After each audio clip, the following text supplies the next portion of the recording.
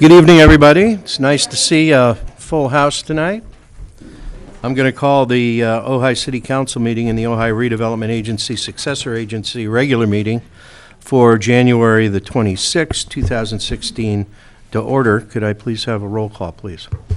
Councilmember Haney. Here. Councilmember Lara. Here. Councilmember Clapp. Present. Mayor Pro Temp Wyrick. Here. And Mayor Blatz. Here. Councilwoman Clapp, could you lead us in the pledge, please? Follow me. I Pledge allegiance to the flag of the United States of America and to the republic for which it stands, one nation, under God, indivisible, with liberty and justice for all.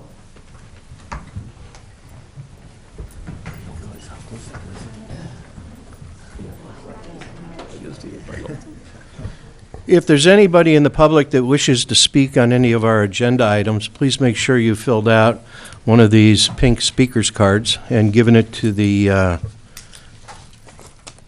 clerk. That's Rhonda. And then I will call you at the appropriate time. There's a couple of agenda items that are going to be continued, but I will take anybody's public input that they want. If you want to give it tonight, I'll take your public input, even though the actual agenda item is going to be moved to another date, and we won't be doing any deliberation on it tonight. Can you tell us which one? It's going to be the leaf blower.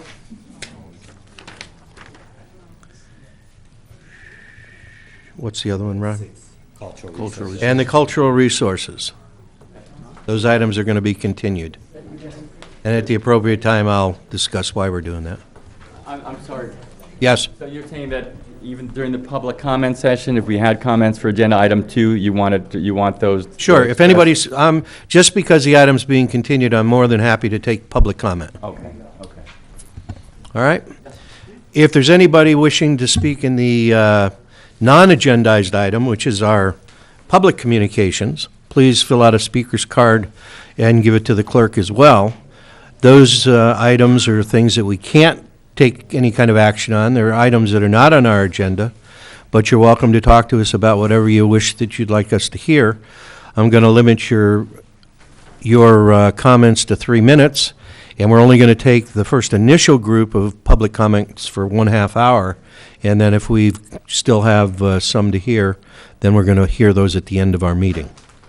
So at this point, I'd like to see if anyone does have any public comments. Are they mixed in with these, Rhonda? They should be on top. Okay. Okay. All right. Now, Norm Platt. Norm? Hello, Mr. Chief. Mayor, Mr. Mayor, distinguished members of the council, Norm Platt, Division Chief for Ventura County Fire Department. I'm here to pass along a little good news, and the good news is thanks to the support of the council and our partners, I have a good message from Fire Chief Mark Lorenzen. On March 14th of this year, we're going to be upgrading the service at the Ojai Fire Station to that of paramedic. So starting on March 14th, the firefighter's position will be upgraded to paramedic. I have with me Battalion Commander Darren Anderson and his colleague Kevin Davis have been working tirelessly over the last 18 months doing a lot of studies. I know somebody that has spoke before from the dais the importance of looking at your data, and we've been doing that over the last 18 months to find gaps in service. We've been working with Lifeline Ambulance owner Steve Frank and also with the EMSA agency to come to a collaboration and agreement that there's a need, especially when we have multiple calls in the valley. Help is coming from Ventura, and so that's both fire resources and ambulance. So in the times that we do have multiple calls in the valley, you'll have a paramedic right here, right in the city of Ojai. It's the first upgrade in service since March of 2011. And like I say, it's been a collaboration between Ventura County Fire Department, Lifeline Ambulance, and the MSA agency. So just wanted to bring you that bit of good news and thank my battalion commanders for a lot of due diligence and a lot of work over the last 18 months to move it forward and get it approved. Thank you. Great. Thank you very much, Chief. Alex Shoshanoff? Sheshanoff. Yeah. Thank you for having me. My name is Alex Sheshanoff, and my wife and our 2 kids are residents of Ojai. And I'm here to present the results of a broad community survey that I recently conducted regarding vacation rentals, hedges, and second units. Consider it the voice of those who don't have time to spend their Tuesday evenings at City Hall. First, a bit about the methodology. I posted the survey to the Ojai Community Network and other groups on Facebook. The survey company I used is SurveyMonkey, which randomized the order of responses to eliminate question order bias. They also have a system to prevent people from filling out the survey more than once. In 36 hours, I received 303 responses. And while the 4,693 members of the Ojai Community Network aren't necessarily representative of Ojai as a whole, they most likely represent residents who are active in Ojai and therefore likely to vote. The margin of error is 5.39%. I know some of you will think I'm not a politician who sticks my finger into the air to gauge the direction of the wind, but I'd argue that's actually a mistake. If you're president of the United States and dealing with an issue like foreign affairs, you need to lead. But if you're on the city council in a small town, you can represent the will of the people. And when it comes to these 3 issues, their will is now pretty clear. First, I want to talk about the hedges. I actually have some visuals for you guys. So the city is finally on the right track. 63.05% of homeowners said that 63% of survey respondents said homeowners should be allowed to work with the city and neighbors to create site-specific solutions, i.e. bulb outs and curb extensions.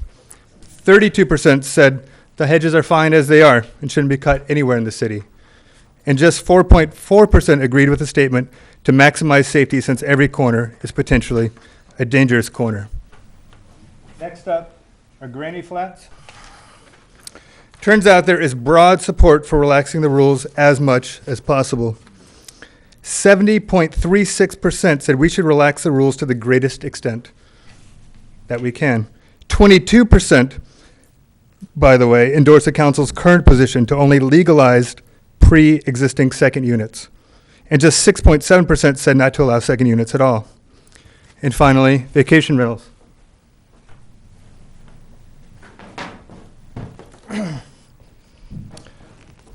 Only 18.28% said that vacation rentals are ruining our neighborhoods and should not be allowed anywhere in city limits.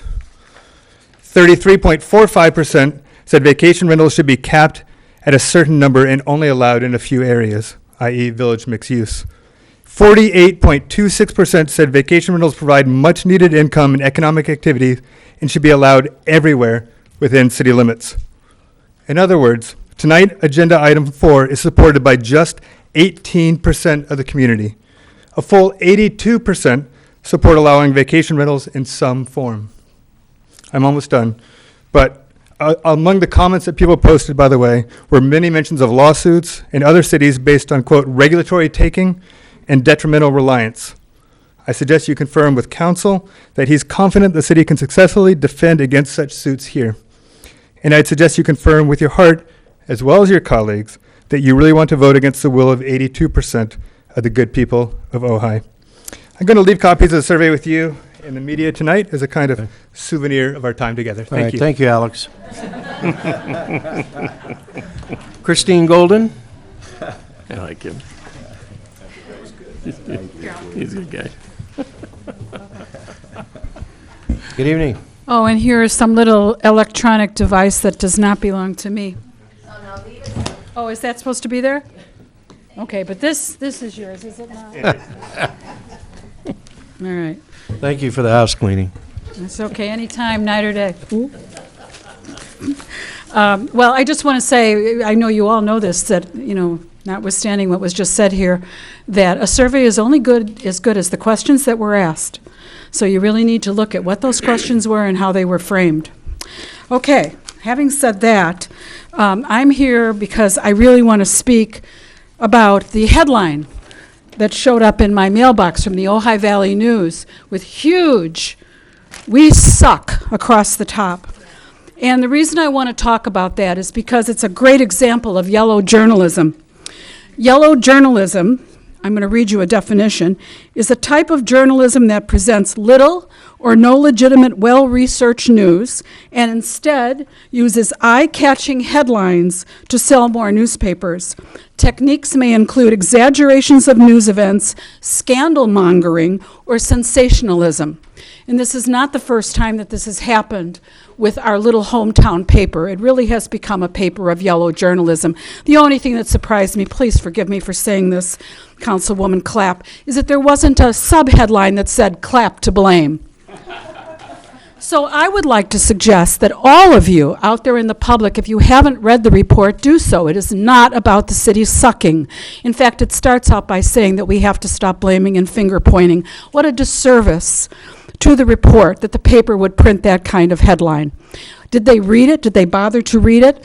So I would suggest to all of you that you simply take your newspaper, as I did, and fold it over like this. And now it says, Ojai Valley News, we suck. Thank you. Thank you, Christine. Okay. Dennis Leary.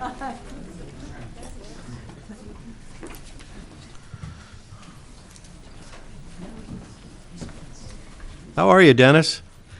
Thank you. It's to see ya. nice to be back. It's been a while. I haven't met the new council, so well, I guess we're well met. I want to give a shout out to a couple things. First of all, our hospital and our skilled nursing care facility, which is just behind the hospital. Last April, I broke my femur, the largest bone in your body, and I got excellent help at the hospital and the nursing home facility. And the second thing I want to give a shout out to is the trolley. I think it's the best thing in the city.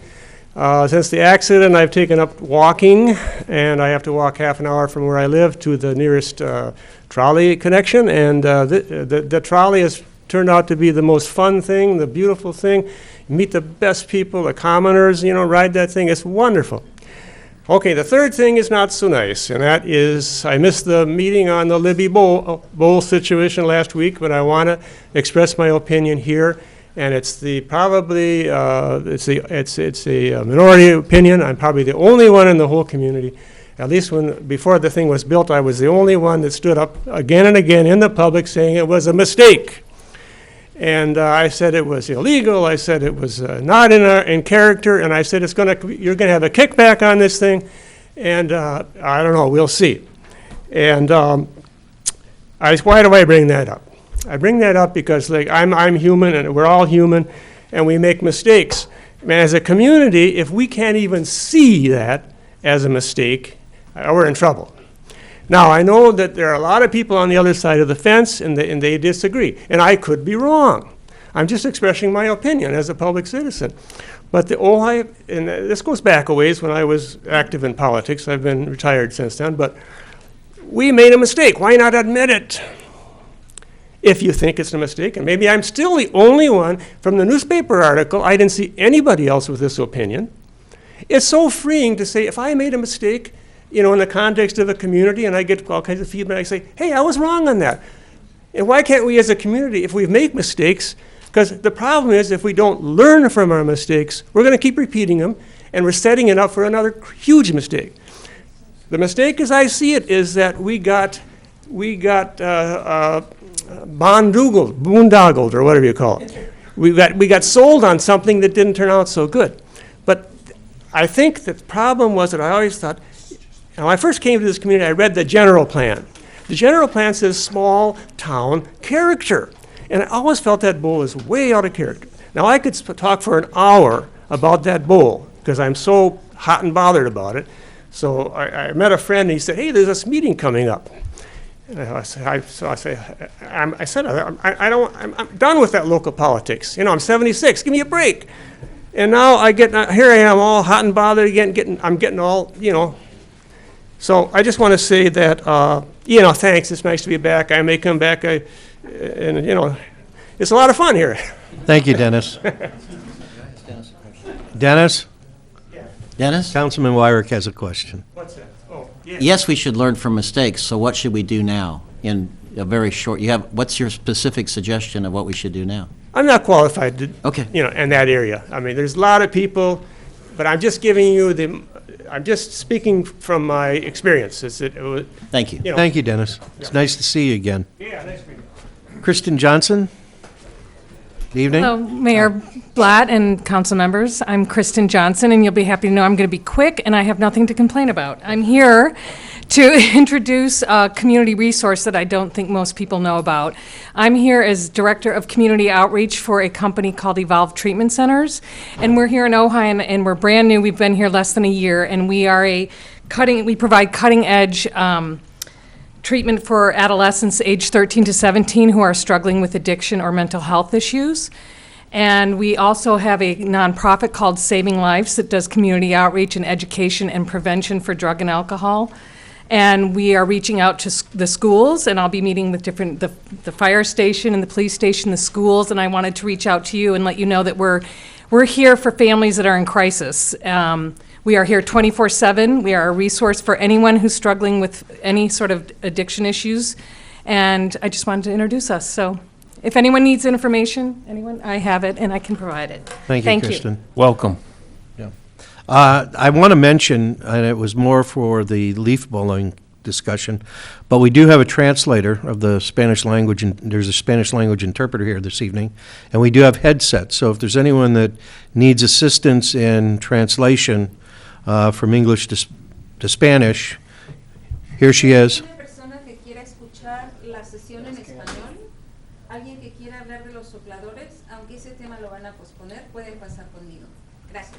Okay. So if anyone wants to avail themselves of that, please do so.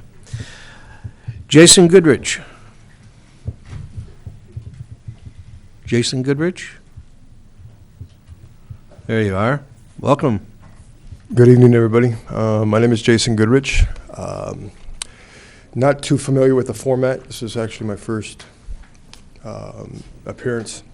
I'm the founder of a Thriving Artists Coalition for Homeless Hearts. We've got a beautiful park here that was just reconstructed with some, some activities that is readily available for families in Ojai, and the rest of the park we have a gazebo and whatnot. The Thriving Artists Coalition for Homeless Hearts is a coalition that's bringing local artists, not only here in Ojai, but Ventura College, San Diego, Tijuana, Mexico. There's a Bill of Rights up in Sacramento that has now a Bill of Rights for the homeless. I like to see the community come together, a festival, a charity, if you will, an event on the. I've talked to the Sarasota Park. They directed me over to Nina. She said it might be a good idea to come tonight to introduce myself. A charity event, not only with, I belong to Ojai Valley Community Church with Pastor Paul, also Ron with the First Church of the Living Christ. Music and art. It inspired me south of the border growing up. Some parts, there's a lot of street art out there. I'm not trying to bring the homeless from Ventura and Santa Barbara here to Ojai, but there are, unfortunately, homeless people that come through. And I think it's a good way for the community to come together. We all have some type of artistic abilities, music. The 13th of February is the Saturday before Valentine's Day. We are going to possibly either get the park donated. The way we're raising money to this is because I can't do this alone. I do have a full-time job, but the community coming together is going to actually get the birth of this event to happen, an annual event here in Ojai.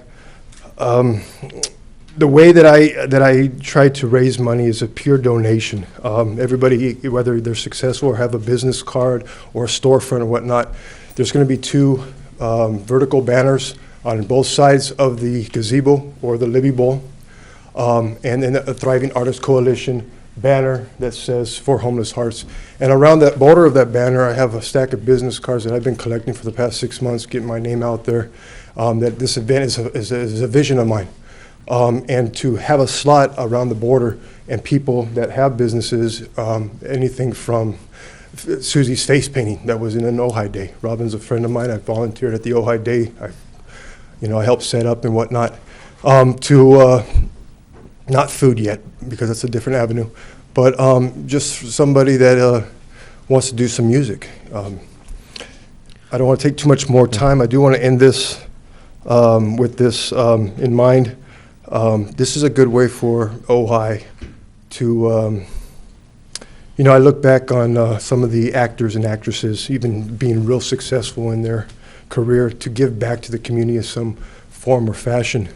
And when you have somebody who's doing nothing but twiddling some copper around a stone and making a beautiful piece of art, who's homeless, and selling that, it'd be a really good way to bring the community together, raise some money, and have a church like Ojai Community Church, or any church, to have a fund, so when they do have somebody come through, that we actually not just shun them off, or we can do something with the All right, thank you, travelers. Jason. Thank you very much. Don Tiding?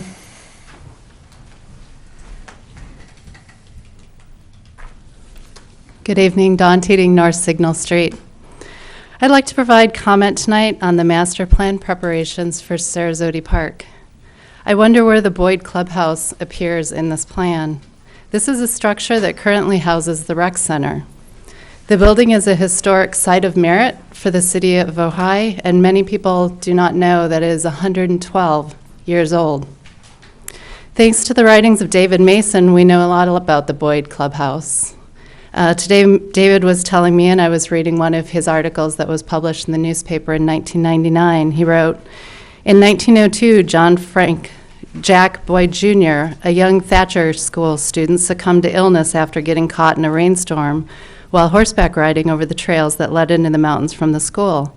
Tragically, he lost his life. He was so well liked by the other students that his parents decided to honor him with a memorial, and in 1903, the Jack Boyd Memorial Club building was constructed downtown along the Bronca.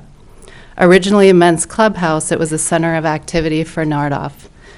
Over the years, it played a big part in the town's development, from a gymnasium to a local hospital during the 1918 influenza epidemic, to a disaster center in 1938 during the Great Flood, and the USO headquarters during World War II. In 1957, the Boyd Club building moved down Ojai Avenue and up Park Road to Sarasota Park to find its final resting place, and it became a part of the Ojai Parks and Recreation Department. While David states that Sarasota became the Boyd Clubhouse's final resting place, hopefully the clubhouse will not be buried there by the city in 2016. It is my hope that the Boyd Clubhouse will live on. Of the Boyd Clubhouse, Craig Walker states, the Boyd Clubhouse is one of the oldest, if not the oldest, continuously operating community recreation center in California. It is the last building in the downtown area designed by Samuel Ilsley, who designed the Nordhoff Fountain and the Foothills Hotel. The Secretary Interior standards say there can really be no mitigation for demolition, and if the Boyd Clubhouse is not historic, I don't know what it is. Alternatives to demolition must be considered. Certainly, the city could at least move it to another site on the property and restore it to its former glory, serving as offices or community meeting spaces. Nearly 100 years ago, on December 8, 1916, the Ojai stated, "The Boyd Clubhouse is an excellent example of what may be done to make country life interesting and profitable." Let's find a way to carry on that tradition. So tonight I ask, along with other members of the community, 3 questions. What environmental review has been performed or will be performed for the project? Has the Historic Resources Report been completed for the Boyd Clubhouse? And has the City of Ojai Historic Preservation Commission been part of the decision-making process for this project? Thank you, Don. Thank you. Deborah Pendry? For the Ojai Valley Green Coalition. She's coming. Way in the back. No. Dispense with Come on, Deborah. niceties and introductions. Welcome. Thank you. Okay. Here we go. I'm going to talk fast. The coalition would like to share some broad concepts we would encourage be applied to an agenda item before the council tonight and many to come. and in consideration of the California Environmental Quality Act and the need for judicious use of the categorical exemption of CEQA. Buckminster Fuller suggested you never change things by fighting the existing reality. To change something, build a new model that makes the existing model obsolete. That concept can trickle down to the community level, and the coalition would like to think that is part of the positive role we bring to the city in our relationship. In our times, whether at the United Nations or a neighborhood planning meeting, we would be wise to move away from the culture of the gross national product and move toward the gross national happy index, which measures sustainable development, preservation and promotion of cultural values, conservation of the natural environment, and establishment of good governance. So then our question shifts from how much is this going to cost to how much is it going to cost if we don't? The precautionary principle or precautionary approach to risk management states that if an action or policy has a suspected risk of causing harm to the public or to the environment, in the absence of scientific consensus that the action or policy is not harmful, the burden of proof that it is not harmful falls on those taking an action. CEQA is a statute that requires state and local agencies to identify the significant environmental impacts of their actions and to avoid or mitigate those actions, if feasible. The CEQA guidelines define 3 types of effects or impacts: direct or primary effects that are caused by a project and occur at the same time and place; indirect or secondary effects that are reasonably foreseeable and caused by a project but occur at a different time and place; cumulative effects refer to 2 or more individual effects which, when considered together, are considerable or which compound or increase other environmental impacts. Autism, asthma, food sensitivities are at epidemic levels. We continue to sacrifice our children and ourselves with the quality of the air we breathe, the quality of the water we drink, and the quality of the food we eat. When we come to understand how our way of living as a society contributes to the above, it becomes necessary to change our habits and choices, to adapt. As a small community, we have the opportunity to find the best win-win we can in these times of constant change and support each other. But we submit that unfortunately, the criteria for change needed cannot be a small segment of the population's livelihood being done a certain way for, in large part, the sake of convenience if health and safety are not at risk. Every work sector is having to change its job descriptions. And dare we say, no regulation can be written in stone. We try something. If it doesn't work for the greater good, we go back to the drawing board. Let's get used to it. Let's be okay with that. As an organization, we have to remind ourselves to think differently, view an issue through a different set of lenses. We encourage and remind city staff, city policymakers, and its citizens to do the same. We cannot continue to do business as usual in the existing paradigm. We just can't. Thank you. Thank you, Deborah. I don't have any more speakers card for public communication. Is there anyone else wishing to address us for items not on the agenda? Barbara? Did you? No, that's. Okay, sorry. Anybody else? Okay, we're going to move on to the reports from the council members. Anything from Councilman Lara? No, the only thing is I want to thank the Youth Foundation for putting on the MLK Day, the Martin Luther King Jr. Day. That subcommittee did a fantastic job again. You did the introduction, and it was just a fabulous turnout. So thank you. Councilman Haney, anything? No, I have nothing. Councilwoman Clapp, anything? Yeah, I do. Like Christine Golden, I was shocked at the headline in the Ojai Valley News. We suck.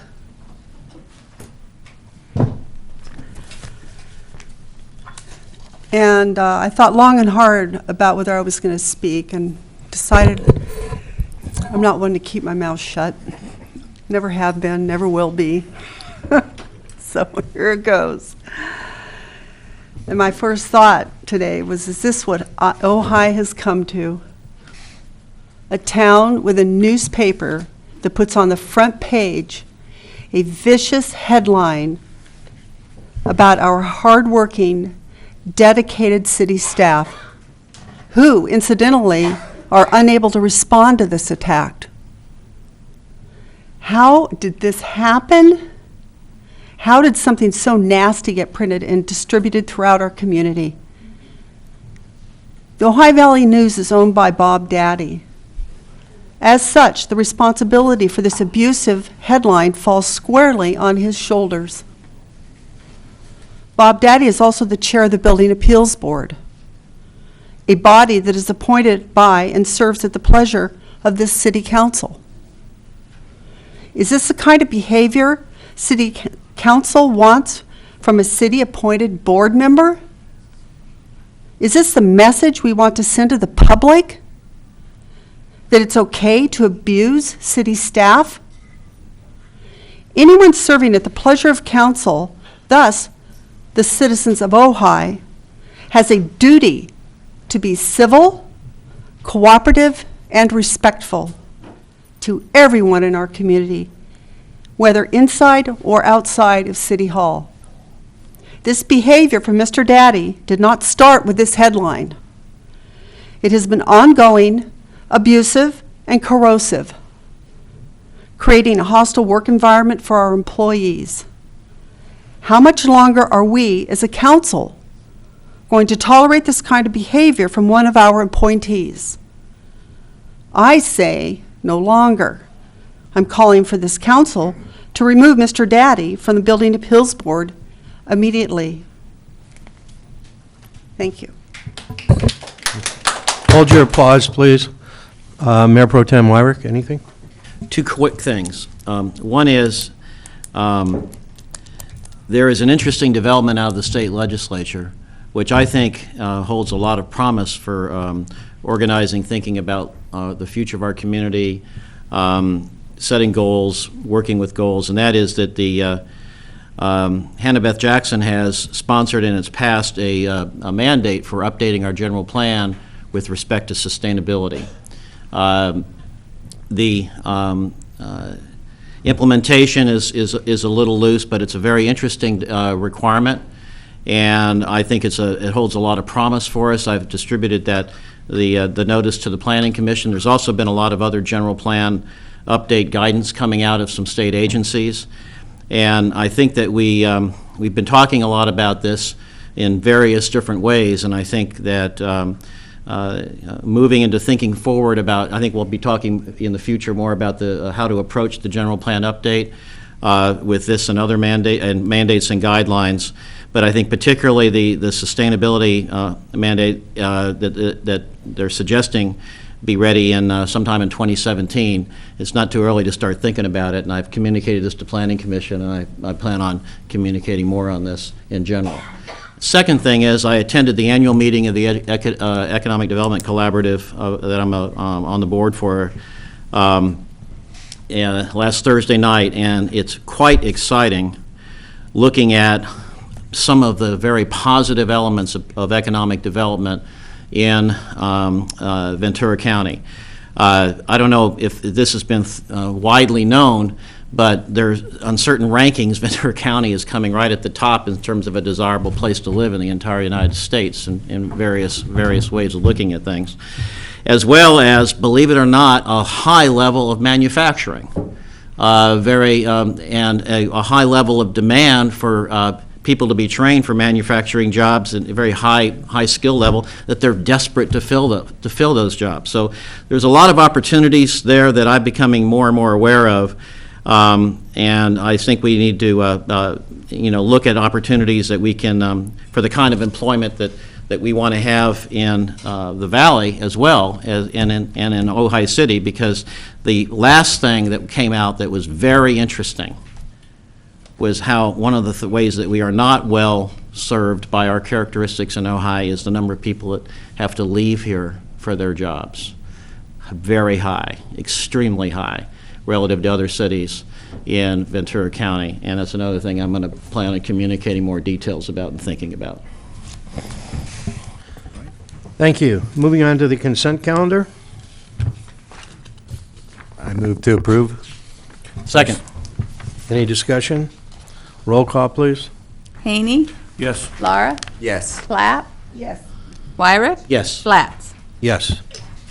All right, item number 2 on our agenda, it's the first of our public hearings tonight, it's a leaf blower ordinance.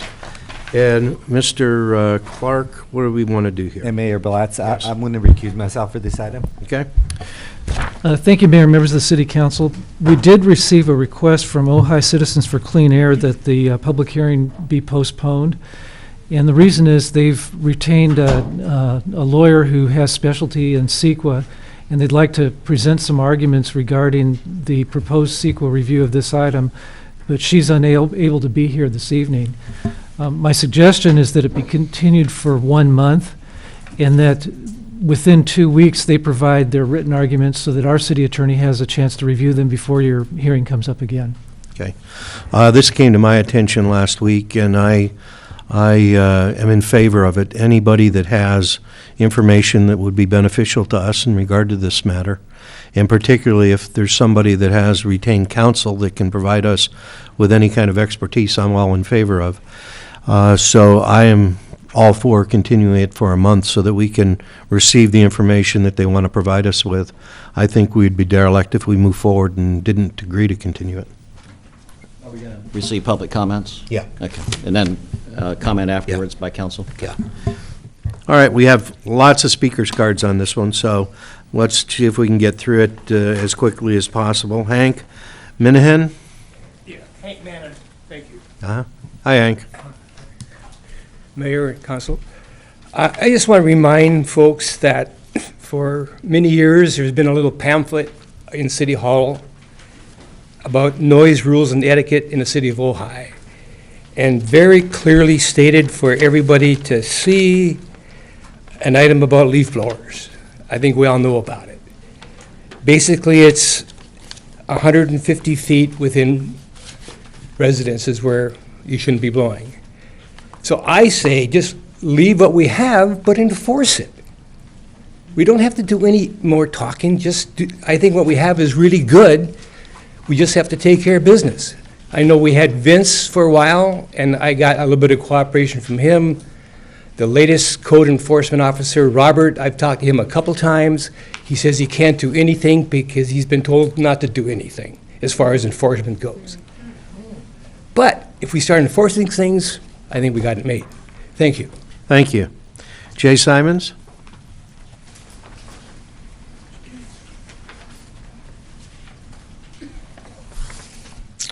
Oh, good evening, Honorable Mayor and council members and staff. I'm speaking to the staff report that has been presented to you and will be continued on. I have been an Ojai resident for 35 years, and I'm a member of the Ojai Citizens for Clean Air. What a surprise. City staff and council want us to believe that by doing away with our current ban on leaf blowers, they are actually protecting the environment. Despite all of the science to the contrary and the hundreds of leaf blower bans nationwide, they want us to believe that they know better. They say we don't need to do an environmental review of the effects of their new ordinance because we never really enforced the leaf blower ban, so anything we do now will actually be better for the environment. In what world of upside-down, inside-out logic does their failure to rigorously enforce an existing ordinance get twisted into a reason for doing something much worse?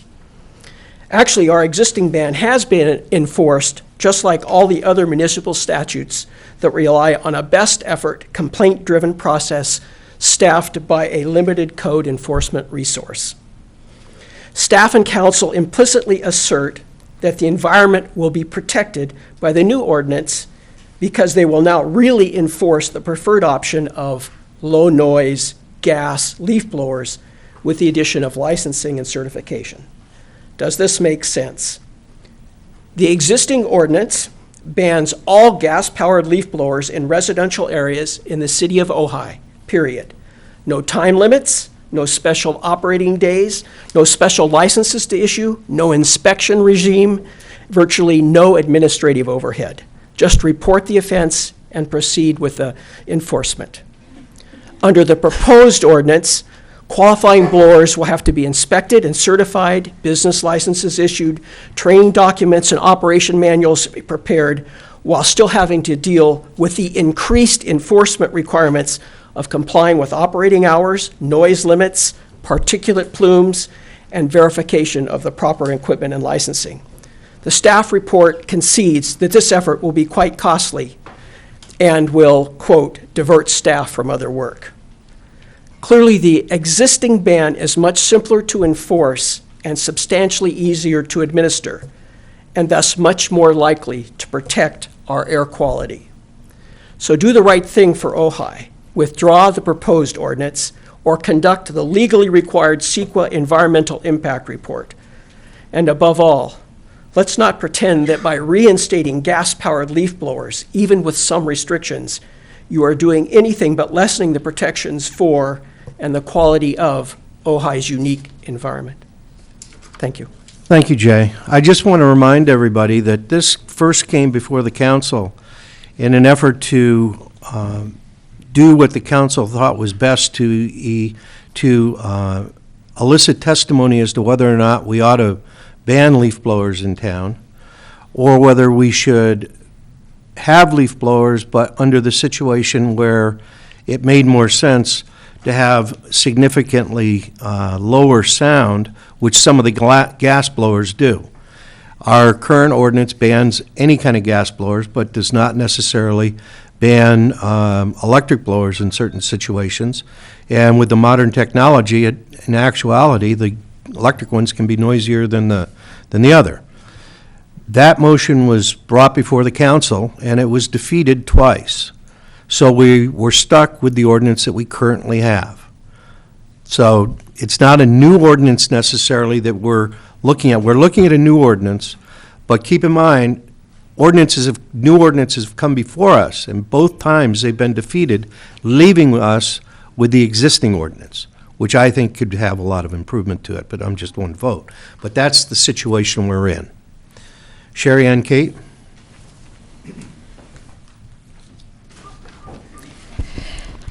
I've been an Ojai resident for 28 years, and I am a member of the Ojai Citizens for Clean Air. There are quite a few people in the audience tonight who are not going to speak, who are also very concerned about leaf blowers. So before I start speaking, I'd just like to have a show of hands. How many people here are concerned about gas-powered leaf blowers in our community? There's some people out here too. Just so you know, we're not a small handful of people. I'm going to read to you word for word from an Orange County grand jury report. At the conclusion of my talk, I will be giving the clerk a full report, along with a similar one from the grand jury of San Luis Obispo County. Summary: the widespread daily usage of two-cycle gasoline engine leaf blowers in the cities and unincorporated areas presents a health hazard to all citizens of Orange County. The hazards are toxic exhaust fumes and emissions created by gas-powered leaf blowers. Exhaust pollution per leaf blower per hour is the equivalent of the amount of smog from 17 cars being driven for 1 hour. The high-velocity air jets used in blowing leaves whip up dust and pollutants. The particulate matter swept into the air by blowing leaves is composed of dust, fecal matter, pesticides, fungi, chemicals, fertilizers, spores, and street dirt, which consists of lead and carbon. About 5 pounds of particulate matter per leaf blower per hour are swept into the air and take hours to settle. Now I'm quoting from the San Luis Obispo grand jury report, and they said, varying by make and model, leaf blowers move air at 150 to 280 miles per hour. As a comparison, a Category 5 hurricane is defined as wind speed of 156 miles per hour. Especially harmful are the particulate matter that are small enough to be inhaled. Particulate matter from dust cloud emissions can linger in the air from minutes to as long as a week, depending on the size of the particulate matter and the local conditions.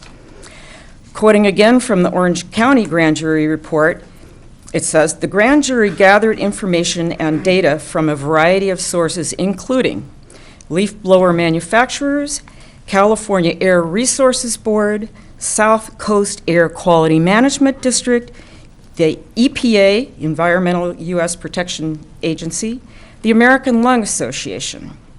Economics. It has been argued by leaf blower operators that the use of rakes and brooms would cause cleanup jobs to take twice as long to complete.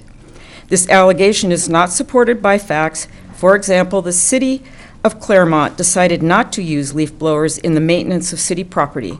They quantified the increase in workload using rakes and brooms as 1/16 over using blowers, an increase of about 6%. Concluding paragraph, I'm just about done, from the Orange County Grand Jury reports. In light of the evidence, the grand jury in Orange County determined the health hazards citizens are exposed to by use of leaf blowers outweigh the questionable economic benefit blowers may bring to cities in the county. The grand jury recommends that the cities, school districts, and the county cease using gas-powered leaf blowers in their maintenance and cleanup operations. Thank you. Thank you, Sherry Ann. Michael Shapiro?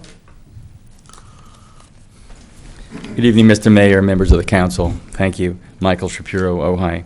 God, we have an opportunity, a second opportunity, second chance by continuing this for a while and getting our facts and ducks in order. We could really do the right thing here. And I just want you to know and the public to know that we're not asking Ojai to invent the wheel or reinvent the wheel here. You have to know and maybe take some comfort that cities such as Belvedere, Berkeley, Beverly Hills, Carmel, Claremont, Del Mar, Indian Wells, Laguna Beach, Lawndale, Los Altos, Malibu, Mill Valley, Piedmont, Santa Barbara, Santa Monica, Hermosa Beach, West Hollywood have all enacted strict bans on leaf blowers, whether gas or electric. Because even though the electric is quieter, for sure, and cuts down on harmful noise levels, it still spreads the toxic mix and the dangerous, unhealthful mix that Sherry Ann just spoke about. Current organized efforts now underway to enact bans are at Palo Alto, Portola Valley, and Sunnyvale. This is where the trend is going as people understand and get informed about the facts. I know that questions are leaf bans enforceable? Bans have been so far, according to our survey here, and it's backed by evidence which we'll present, they're 90 to 95% effective in the cities that have enacted them. Most cities report the relatively ease of enforcement. It's not a complex issue. And as a matter of fact, Santa Monica, the past couple of months, put out an app for everyone's cell phone available to the public free. If you see a leaf blower, you just pull up your app, press the button, write in the address and the time, and your complaint is taken. So it's really easy.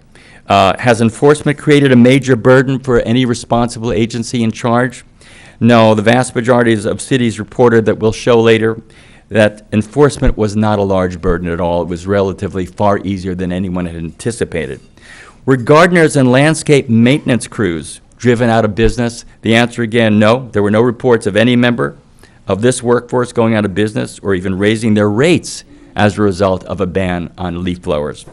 Are citizens satisfied with this ban? Do cities who've enacted the leaf blower ban consider their program successful?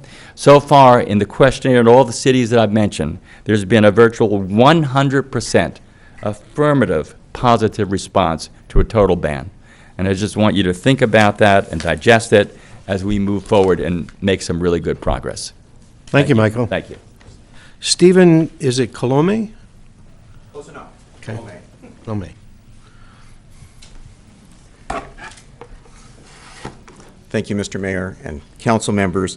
I'm actually not quite sure how I want to approach this evening. I'm a technical person and not a policy person, and it's just been amazing to me that we have not in this. I mean, it's in all of the discussions of this council, we have not gotten into in any depth the technical issues that need to be addressed according to CEQA. This is an issue which is complex. It's complex technically. I taught at UCLA in the Graduate School of Public Health. My students were physicians and practicing engineers, and we could go for an entire year looking at the technical issues that are involved here. What really got our goat was when we heard that the city was intending to claim that this would in any way be eligible for a categorical exemption.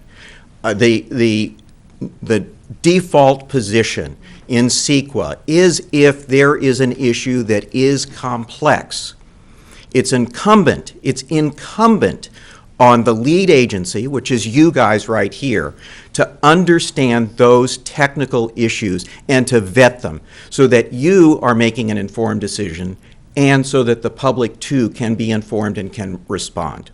So what do we have here? The person that I feel most sorry for in this process is our good city engineer, Greg Grant. So in 2014, he was asked to write an ordinance that banned all blowers. And he did a really good job of coming up with findings that indicted gas leaf blowers. Now you guys turn around and tell him that he's got to allow low noise gas blowers, and the poor guy's got to now write something that seems to justify that position. So what I did was take a look at a scoping of some of the issues that are technical in the time that I have, and I'll just list them. These are, first of all, the gaseous emissions for gas-fired leaf blowers. That we don't have that with the electric. These small engines are inherently inefficient. I will take great issue with the current report that talks about the improvements because there hasn't been a change in small utility engine emission standards since 2005. These devices in commercial use last for about 2 to 3 years, according to EPA, before they deteriorate substantially. So we're not looking at any new generation of emission being kicked out. I also want to point out that the people who are at greatest risk here are the landscape operators. They are at risk of permanent hearing loss. There's plenty of data that support that. A 65 dBA at 50 feet is 100 dBA in the ear of the operator. And one issue that has not at all been considered is that of valley fever. It turns out that we have an endemic exposure to valley fever. There's one and only one way in which you get exposed to and contract valley fever, and that's when there is dust blown up and you inhale a sufficient dose of the fungal spores for valley fever. And we've had prominent members of this community who have died of that disease.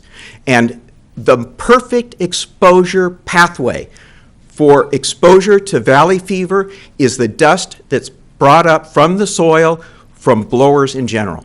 So, and I can't get through the rest of the scoping list, but believe me, it's for 3 or 4 pages. It's all very technical. Not only is there a fair argument of serious effect, but there is substantial evidence, thousands of pages of evidence, which we will turn in.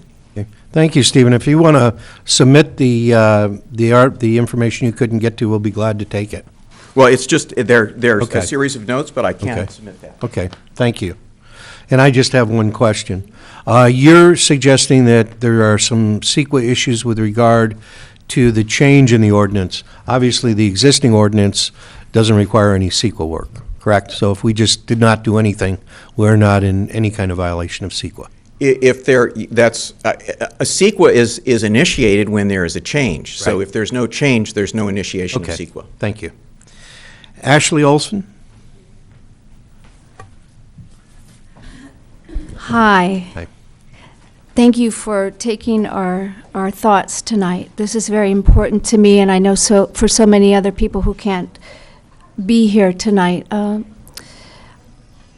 a member of the Ojai Citizens for Clean Air, and I lived here in the 1970s and have been back here for the last 5 years.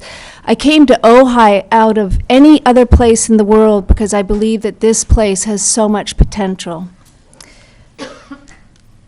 It is my understanding that the City Council is elected to, amongst other things, protect the health and welfare of the community. It appears that the public is being ignored in favor of ignorance. It is shameful, with so much scientific information proving the harmful effects of leaf blowers, gas or electric, that the City Council's not doing its job. It is appalling that Ojai allows laborers who have no choice in the matter to suffer the abuse of manning a leaf blower on their backs all day long, resulting in hearing issues, often deafness and respiratory diseases. It is time that the landscapers get with the program and take care of the laborers who want fair, honest, and healthy work. These men are neglected just like the farm workers who put themselves at risk every day. It is time to listen to the health concerns of the community, the ones that the landscapers are making a living on. What I really don't understand is this. Let's just say there is a population, us, that suffers from the noise and the particulates, feces, pesticides, mold, bacteria, and the plumes of dirt that travel into all of our lungs. Why, if there are people suffering, isn't something being done, no matter what the size of the population? Apparently, I feel that you don't have a grasp on how large that population is. We, the citizens, pay thousands of dollars a year out of pocket for medicines that are healthy to try to heal our lungs and sinuses. As to the noise, we are robbed every day by the noise of a multitude of leaf blowers. It is insane. A stupid machine for a dumb society. There are alternatives to leaf blowers. I have at the ready manufacturers who are willing to demonstrate the vacuum technology that mulches, is quieter, quicker, and cleaner. They will give us a Valley Buy discount if we're organized and we can talk to each other about this. There's no excuse not to look at technology, none. It is at this technology. It is in use in many communities. I believe Ojai has an opportunity to live up to its spiritual and good neighbor heritage, to be sophisticated and counted amongst the other awake communities across the nation who have banned leaf blowers in choice of smarter technologies and or rakes. Vacuums that mulch, yes. Save the trees from the devastating heat of the blowers, save us. I can't tell you how many times I've heard residents and tourists alike who say how awful it is to be in Ojai, to hike, to be on Shelf Road and the trails above and hear vroom, vroom. If the ban on leaf blowers is good Please wrap it up. I am. If a ban of leaf blowers is good for so many communities around the nation, it is good for Ojai. And I also want to add, just into what I've heard tonight, that I have to correct this notion that electric is louder, because there are many good manufacturers, one called Oregon, which is electric and much quieter than any of the other ones out there now. I have, for the council, an informal poll that we've done, and You're welcome to provide that to us, but you have to. Okay, You've so been I'll- you're over your time. Okay. Okay. Well, I'll bring this to you. It's Okay. some signatures. That's fine. Thank you. Dennis Leary?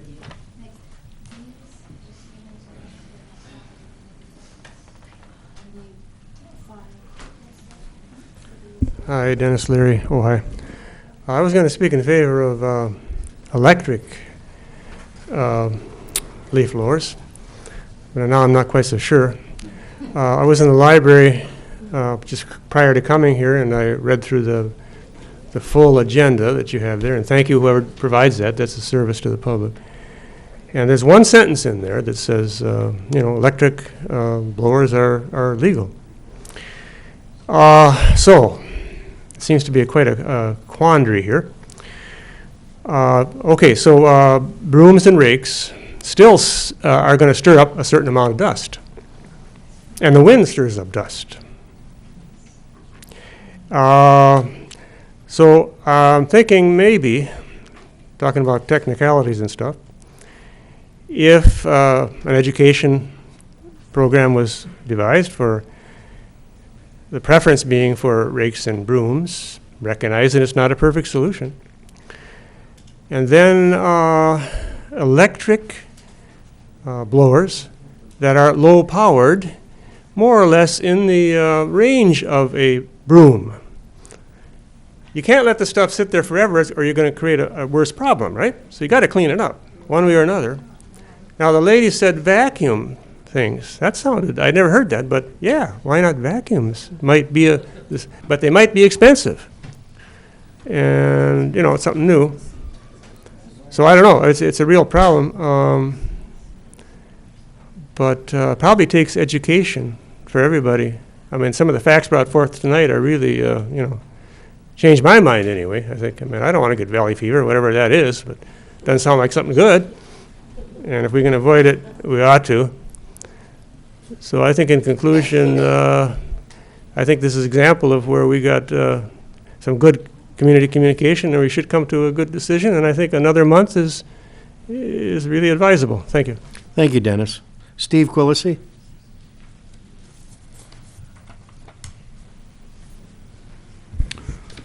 Thank you, Mayor Blatz, members of the council. I'll kind of go against the grain here. I'm in favor of leaf blowers so long as they don't disturb the neighbors. And I have some specific comments, and I think that should be true of whatever we do in our neighborhoods. You know, do what you want with your own stuff, just don't bother the neighbors with it. I have some specific comments on the staff report and the proposed ordinance. The staff report, page 2-1, paragraph 1. If I have my own blower and I ask someone to use it on my behalf, is that commercial blowing or is that private blowing? I think we need some clarification there because there are different rules for the two. How about vacuums? They're not mentioned anywhere. But I was out on the web today looking at things. I found one leaf blower at Home Depot that's under 65 dBA, and a number of electric blowers that were noisier than that. So there's a lot of sins on both sides if you want to look at it that way. In your staff report, page 2-2, paragraph 4, it says commercial operations prohibited holidays, Saturdays, and Sundays, and operation, presumably all, prohibited holidays and Sundays. And then there's a note that says, but private allowed Saturdays and holidays. Not consistent. We need to fix that. Paragraph 5 of the staff report says you have to have the less than 65 dBA marked on the blower housing. So it appears that it doesn't matter how noisy or quiet the blower is. If the marking of the dBAs is somewhere else or only in the product specification, then it's illegal. I don't think that's very logical. Finally, there was a letter out here on the table from a resident who asks that the limit on leaf blowing be 10 minutes. You can't do a driveway in 10 minutes, much less a yard. And I would recommend that you not take that advice. Thank you very much. Thank you, Steve. It's, the last name on this is Spiller, but I can't, is it Jaime? Jamie? Okay. Janie. Yeah, I do. Jane Spiller, 202 Pauline Street. Good evening, Mayor Blatz and council members. I'm glad you're going to continue this for a month because it definitely needs more consideration. But I did want to just speak to a couple of issues that affect me personally as a neighbor. And basically, I think we need to look at noise, dust, and engine exhaust. Noise alone is not a reason to change this ordinance. And I wanted to just point out that somehow we all got along so well for so many years without leaf blowers. How was that? Maybe this is a time when we need to think about going back to the good old days. I'd like you to address these specific issues in revising this ordinance. The use of commercial operations that happen to be located in residential zones. Dust and the effect on health, use on gravel driveways and dirt, and limitations on the length of time blowers can be used in residential areas.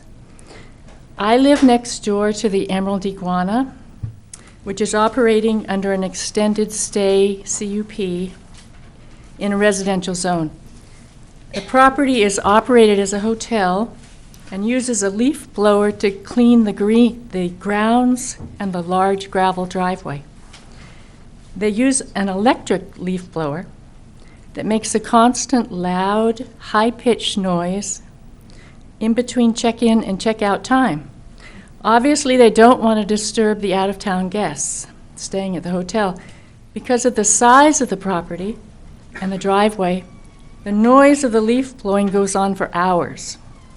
As an adjacent neighbor, the effect is very disturbing, with the result I cannot use my screen porch or enjoy my yard during this time. Dust. Leaf blowers create health hazards. There is no question about that. Asthmatic conditions are made worse by leaf blowers. And I'm sure the city doesn't want to increase the struggle to breathe faced by so many children and adults in Ojai. The danger of valley fever is also greatly increased by leaf blowers. Valley fever is a dangerous disease spread by spores, and it exists here in Ojai. After living next door to the Emerald Iguana for many years of leaf blowing and enduring the dust, my pulmonologist determined in 2006 I had contracted valley fever. Luckily, I survived it. State laws require dust reduction methods on construction sites, and I think the city should give consideration to that. So I'm asking you that if you tinker with this ordinance, please prohibit the use of both gas and electric blowers on gravel driveways and dirt surfaces. And also limit the length of time in residential neighborhoods to 10 minutes. I think 10 minutes is sufficient time to get a job done in a residential neighborhood. Thank you, Jane. I don't have any more speakers cards. Is there anyone else wishing to address the council on this item? I don't see anybody, so if no one else wants to speak, I'm not closing the public hearing because we're going to be continuing this matter, I presume. So I will be continuing the public hearing to whenever we continue the item to. I'll bring it back to council for discussion or comments, or just for a motion to continue. I have a motion. I have a comment. Okay. I'm not against. I think the continuance is an excellent idea to gather more information, but I have a comment. Okay. Everyone needs to be reminded that this issue has been before not just this council, but previous councils before the last election a number of times. The result of that has been, a while ago, I can't remember how many years ago, I think it was the previous council, if I'm not wrong, suspended enforcement, even though it kept the brochures out on the rack. The council suspended enforcement. Not a good practice. And it's been that way for a long time. What, 3 years? 2 years? I think 3. 2 or 3. Not a good practice. I fully agree. 2 years. At different hearings, we've had passionate testimony on both sides of the issue in terms of control, how much control, et cetera, but I want to point out a couple things. One is that when, I think it's very bad practice that when this community faces a problem where there's really passionate disagreement about something, we tend to just suspend enforcement and just sort of go on for a while. It's a bad habit, in my opinion. We need to address the issue and make a decision. Those of you that want just the existing ordinance enforced need to realize there are absolutely no controls in the existing ordinance on fugitive dust emissions, on blowing and on destabilized surfaces, on blowing out into the streets. There's nothing in the current ordinance. I don't think it's a good solution to say we're just not going to have gas blowers and let electric blowers blow dust all over the place. That's not a good outcome. So I guess what I'm trying to come down to here is that I do not agree that the existing ordinance should just be enforced because it doesn't address all of the problems. But then we've got to move towards getting all the additional information and decide what we want to do. So I just wanted to share those thoughts. Anybody else? You know, Mayor Blatz, this is a tough issue. And we talk about the past, that we didn't have it, and then we talk about the future, that we have it, and now we need to get rid of it. And I believe somewhere in between there, we need to find something that's going to work for the community. Now, I don't think that we're going to convince anyone that's adamantly opposed to a leaf blower to change their view. I don't think we're going to do that. And we may not be able to change the person who uses a leaf blower, their opinion on it, that they need it to do their line of business. I just think as a community, we need to find something that's, that compromises it, that finds something in the middle that we can all live with. And maybe I'm naive in that. Maybe I am. Maybe you can take a look at a lot of the big debates in America. And one side can be complete, I'm not going to bring up any specific issue, but there are people that are just adamantly opposed to a certain thing, and there's a group of people that have the opposite opinion of it. And instead of having a dialogue, what we do is we vilify. Instead of having a dialogue and trying to find some form of compromise, we can't give an inch, we're not going to budge, we're not going to move, and we end up right where we are. So ultimately, we're going to make a decision, hopefully based on sound science, hopefully based on sound economics, hopefully based on what the community as a whole, and there's 75 plus 100 of us, not the 50 or 60 or the 100 that are here, not the 10 or 12 that spoke tonight, not the 10 or 12 that spoke at the last one or the previous one or before that. So, there's a lot of issues that are before us, and it just saddens the crap out of me that we can't figure out how to talk to one another to solve these. We just want to point fingers, or we want to go get on some friggin' Facebook page. We want to vilify our opponent rather than come out and talk. And we're at that point on a lot of issues in this community. And that's what saddens me right now. In fact, it sickens me. We're better than that. And we know it. That's all I got. Okay, thank you. Anything from Councilwoman Clapp? No? All right, I'll entertain a motion. Move to continue. What's the date? So I'd recommend that you continue it to February 23rd. Move to continue till February 23rd. 23rd. I second it. Okay, any further discussion? Roll call, please. Haney, Yes. Clapp, Yeah. yes, Wyrick, Yes. and Blatz. Yes. Thank you, everyone, for your comments, and you'll have an opportunity to speak again when we continue it.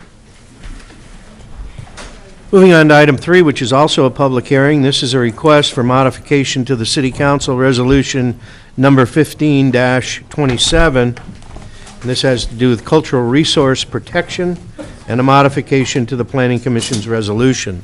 Mr. Clark? Thank you very much, Mayor. If you want to wait just 1 second while we allow some people to shuffle. If you could, we're still in session, so keep your comments down and outside, please.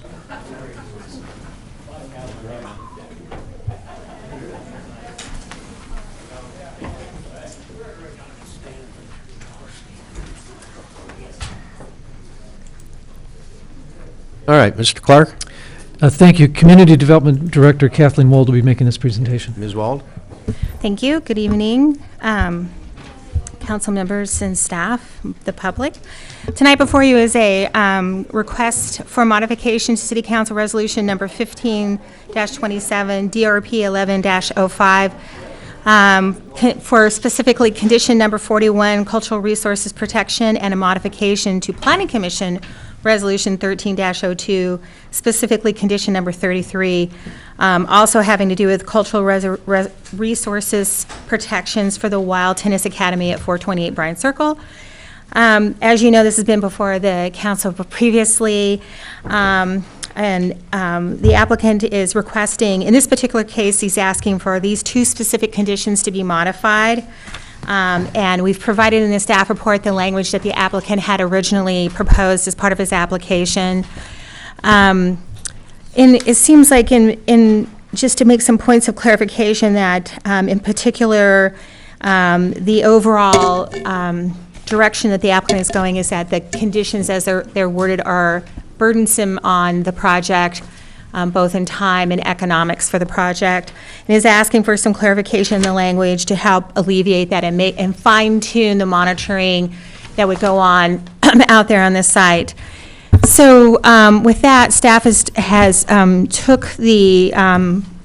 researched the project, looked at the environmental document, and also the requested modifications that the applicant proposed, and came up with additional language, and that's on page 3-2, one for condition number 41 and one for condition number 33. And we changed this, and I can just make little points of clarification here that, I'll read into the record condition number 41 as staff has proposed it, which is a city-approved registered professional archaeologist qualified in both prehistoric and historic archaeology who has at least 5 years of professional archaeological experience in Ventura County and is familiar with the local Chumash culture. After consulting with a Chumash representative, shall prepare and submit a comprehensive plan for monitoring and a direct exploratory trenching program in areas of the property where ground disturbances will occur, to determine the presence of buried archaeological, historic, and cultural resources in compliance with the Planning Commission condition number 33. And for purposes of identifying archaeological, historic, and cultural resources. The plan shall include proactive trenching of these areas of ground disturbing activities, excluding the movement and placement of previously monitored soil. If no archaeological, historical, or cultural resources are discovered during the exploratory trenching program, the archaeologist and Chumash monitor will continue to periodically revisit at least once a week the site to examine open trenches and spoil to further verify the absence of archaeological resources. The Community Development Department must approve the compliance plan for these requirements prior to issuing a building permit for the project. So this helps in that, one, it's doing a proactive I guess I'd say search of the property for cultural resources rather than just monitoring when they're doing construction activities. But then it also, if nothing is found at the time they've done this initial trenching, then it reduces the amount of time that a monitor needs and an archaeologist needs. A cultural resource monitor, a Native American, and an archaeologist will have to be on site. So we are supporting these changes with our minor tweaks of it. And then on condition number 3, it just says, I think, archaeological monitoring processes for discovery of intact cultural resources. The owner applicant shall have selected earth disturbances monitored by a city-approved archaeologist. In the event the archaeological resources are unearthed during project construction, all earth-disturbing work within the vicinity of the find must be temporarily suspended or redirected until the archaeologist has evaluated the nature and significance of the find. After the find has been appropriately mitigated, work in the area may resume. A Chumash representative shall monitor any mitigation work associated with the Native American cultural material. So one talks about what you do is proactive, and the second one really talks about if you find something. So that's why there's still two separate mitigations. And with that, I think that we just want to point out that the city-approved registered professional archaeologist definition is what's in the PAW, the resolution adopted recently by the City Council. So we try to make it consistent with that, even though this was approved previous to that. We're trying to be consistent. And with that, I think I just say that we did attempt to take both the applicant's version and the proposed language from staff and submit it to the tribe for input. We weren't able to get a real due to the short turnaround time, because we accommodated the applicant's request to have this put on City Council agenda rather quickly. We didn't really get feedback from the tribe representative, and other than to indicate they were already, in this particular case, they were already in contract with the applicant, so there was a little bit of difficulty there. I do understand, and I don't know if we have it before us, if you were given that the applicant did reach out to staff and indicate that he had a few issues with the language as we proposed, and I imagine that you would approach him about those issues that he had. With that, that's my report. Thank you, Ms. Wald. I'm going to be recusing myself from the deliberation of this item, so I'm going to turn the meeting over to Mayor Pro Tem Wyrick. Well, I might just hand it over. Just hand the gavel. Okay, I'll get it. First, I'm going to make a statement. I'm going to simply and only run this agenda item because of the chair's recusal. I am not going to participate in the discussion, take any position in the discussion. I'm strictly going to enforce speaker time and seek to move the agenda item along, and I will abstain from a vote. So with that, I was told there are no speaker cards. I think we should let the applicant. But I want to open the public hearing and see if anyone wishes to come forward and speak on this issue. I'd like to speak on this issue. Please come forward. Thank you. I didn't know The public hearing is open. But we're going to try to keep to a strict 3 minutes once you're at the podium, making your way through here.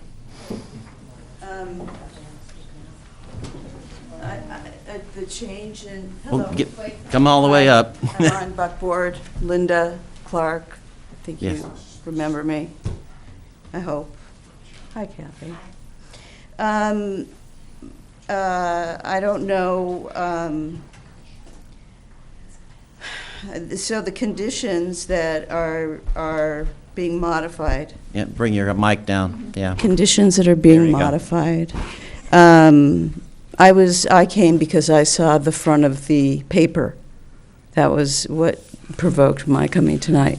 But I'm also an adjacent parcel to this, and I thought perhaps we should have been noticed, if anything, regarding a change, modifying any resolutions on an adjacent parcel, we would be notified.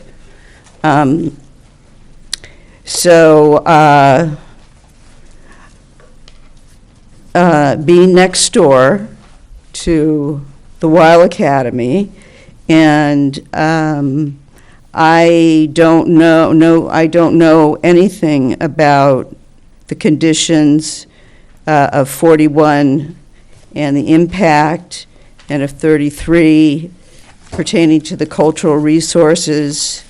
I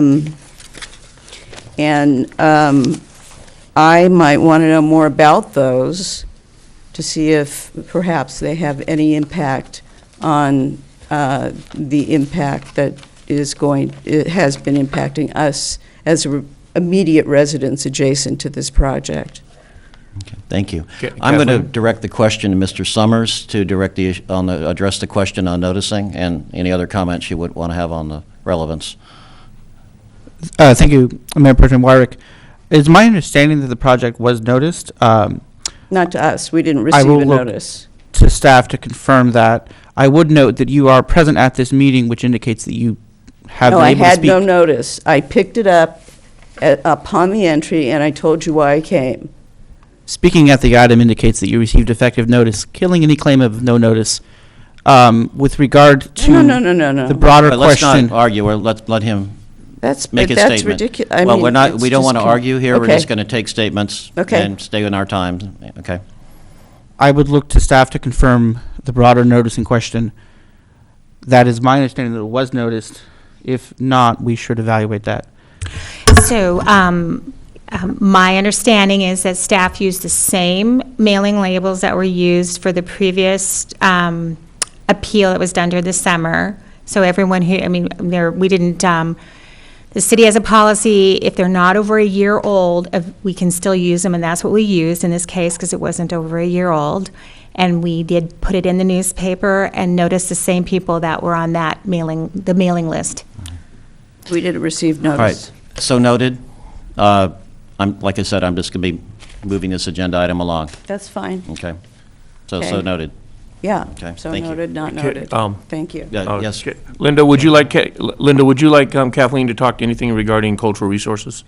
Is that what you asked? Did you I'm want trying some- to- yeah, I'm trying to some understand- clarification? Did you want to, do you have anything I would like to- specifically that you need to ask? I should probably make an appointment and go in and sit with Kathleen and understand what's going on instead of just So do you want me to? happening to be here. Do you want me to speak at all to the? It would make sense for one comment to be noted. Yeah. Go ahead, but not take too long. Go ahead. Okay, I was just going to say that the changes that are in here won't have any effect to the construction or impacts to you. It's just a matter of how often a monitor will be on site to watch what they're doing for cultural resources. So it won't impact any of the neighbors. It may impact, cultural resources, but the Nit tribe and the archaeologists are in concurrent with, they agree with the changes, but it won't have any impact on the outside neighbors. Okay, thank you. Okay. Thank you. Okay. Okay. Anybody else wish to come forward and make a statement during the public hearing?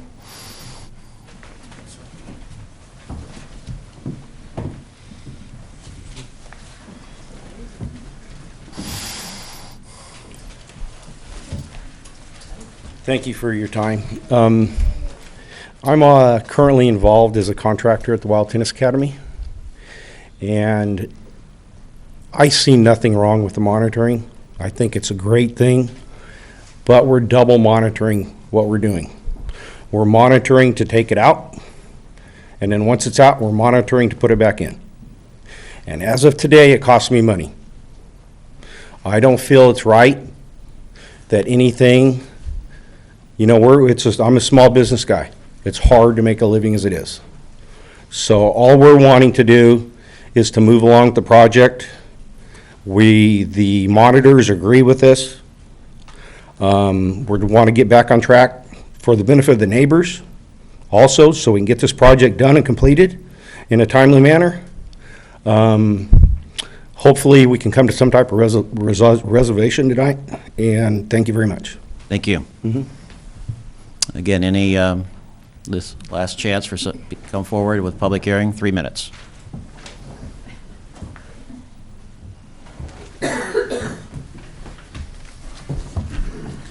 Thank you, Mayor and the council. Alan Connell, Alco Plumbing, and Riverview Ranch, which is a horse boarding facility in Miners Oaks. My wife owns and operates that. I've lived in Ojai for 42 years, and been in business for 20 years, and have had numerous dealings with the tribe and situations on our horse boarding facility. I'm not new to this situation, but I'm involved with the Wild Tennis Academy, but my main point is that I want to stress is that we have state guidelines for this, and we have certain procedures that are in place, but it certainly shouldn't be a situation where the city is taking an active role to go above and beyond what the monitors may say is fair. And so if like Billy's talking about, when we're taking dirt out and putting it back in, and why should you monitor going it back in? But anyways, I'm very concerned about this, very concerned about the whole scenario about it, and very concerned about that this affects every private property owner in the city of Ojai. Sir, may I interrupt you? There's another agenda item for the larger issue of cultural resources. This is simply the issue of the stipulations of this design review permit. Okay. And we're going to try to keep it to that. Okay. Thank you. Thank you. Anybody else? You might confirm if the applicant wishes to speak, or... Sure, well, looking at him, I was... If not, that's hoping fine. he'd come forward. I would. Hi, everybody. Hi, I'm Mark Weil. thank you so much for everybody for taking the time to agree to modify this condition. I really appreciate it. I know it's been going back and forth, but I do appreciate your time and the willingness to let us move on and try to finish this thing in a timely manner. Did everyone receive, I sent an email out yesterday just pointing out two other little things about the modified language that I would like to address. Again, I'm not trying to, I feel like this is a very simple fix, very easy, and I'm not trying to make a big to-do about it, but I just thought, just as Kathleen said about, let me just read a little bit really quick. If I'm mandated to hire a city-approved, registered professional archaeologist qualified in both prehistoric and historical archaeology with 5 years of experience, then we need to trust this expert with all of this experience as to what the plan should be, regardless of what I want, regardless of what my wishes are. We have to do the responsible thing and work on this together. So I really feel like the city council, by saying once a week, is a very arbitrary sort of an arbitrary move to, again, sort of dictate the frequency of monitoring, whereas we got to leave it up to the experts, the archaeologist and the Native American monitor, which, again, that's who I consult with, that's who the community development director consults with, and we have to trust that we're going to come up with a good plan that's responsible and works. It has to still be cost efficient. I don't own a hedge fund, and I'm not an investment banker. Not many people in this town are. We're small business owners, and we can only afford so much. So we really need you, Councilmember Haney, if you could. I really need you to understand that has to be factored in. You just said we have to use sound science and sound economics to make decisions. This is a clear case of this. Requiring a monitor to come back once a week when we may have had rain for 4 days that week, and they just monitored a day ago and nothing new has happened. So that kind of an arbitrary phrase doesn't really fit for this kind of a project. Okay, just wanted to make that. The second thing was about, again, trusting that the archaeologist, in the new modification that I sent back to you, that the archaeologist, Chumash tribe monitor, the owner and the community development director will responsibly deal with this together. We don't need to be told little things. Let us work through this. And I think, again, if you don't trust your community development director, you shouldn't have her here. I mean, you got to trust us that we're going to do this. We've been working together for quite a long time. So say, yep, you guys do it. You guys shouldn't be worried about it. It's like, handed it off, they're going to take care of it. My God, I mean, we've nailed this thing. There's a lot of people involved for this monitoring. I mean, it's... Mr. Weil, we're at the time. Oh! So you about ready to wind up? I don't know. I got 25 seconds. Actually. I don't know. All right. So I would appreciate, again, this is, I'm over 25 seconds? Oh, so sorry. I think, Mayor Pro Tem, if listen, I may. I got to get on the road, so I'm going to be Since quick. he's the applicant, I think it is. No, that's appropriate okay. to- That's all right. We're gonna keep. Well, Can I personally, hear- Mark, I just wanted to tell you, it is $1 a minute for the overage. So please speak. It's not all about money. It's not all about money. And I've told, How much more time would you like?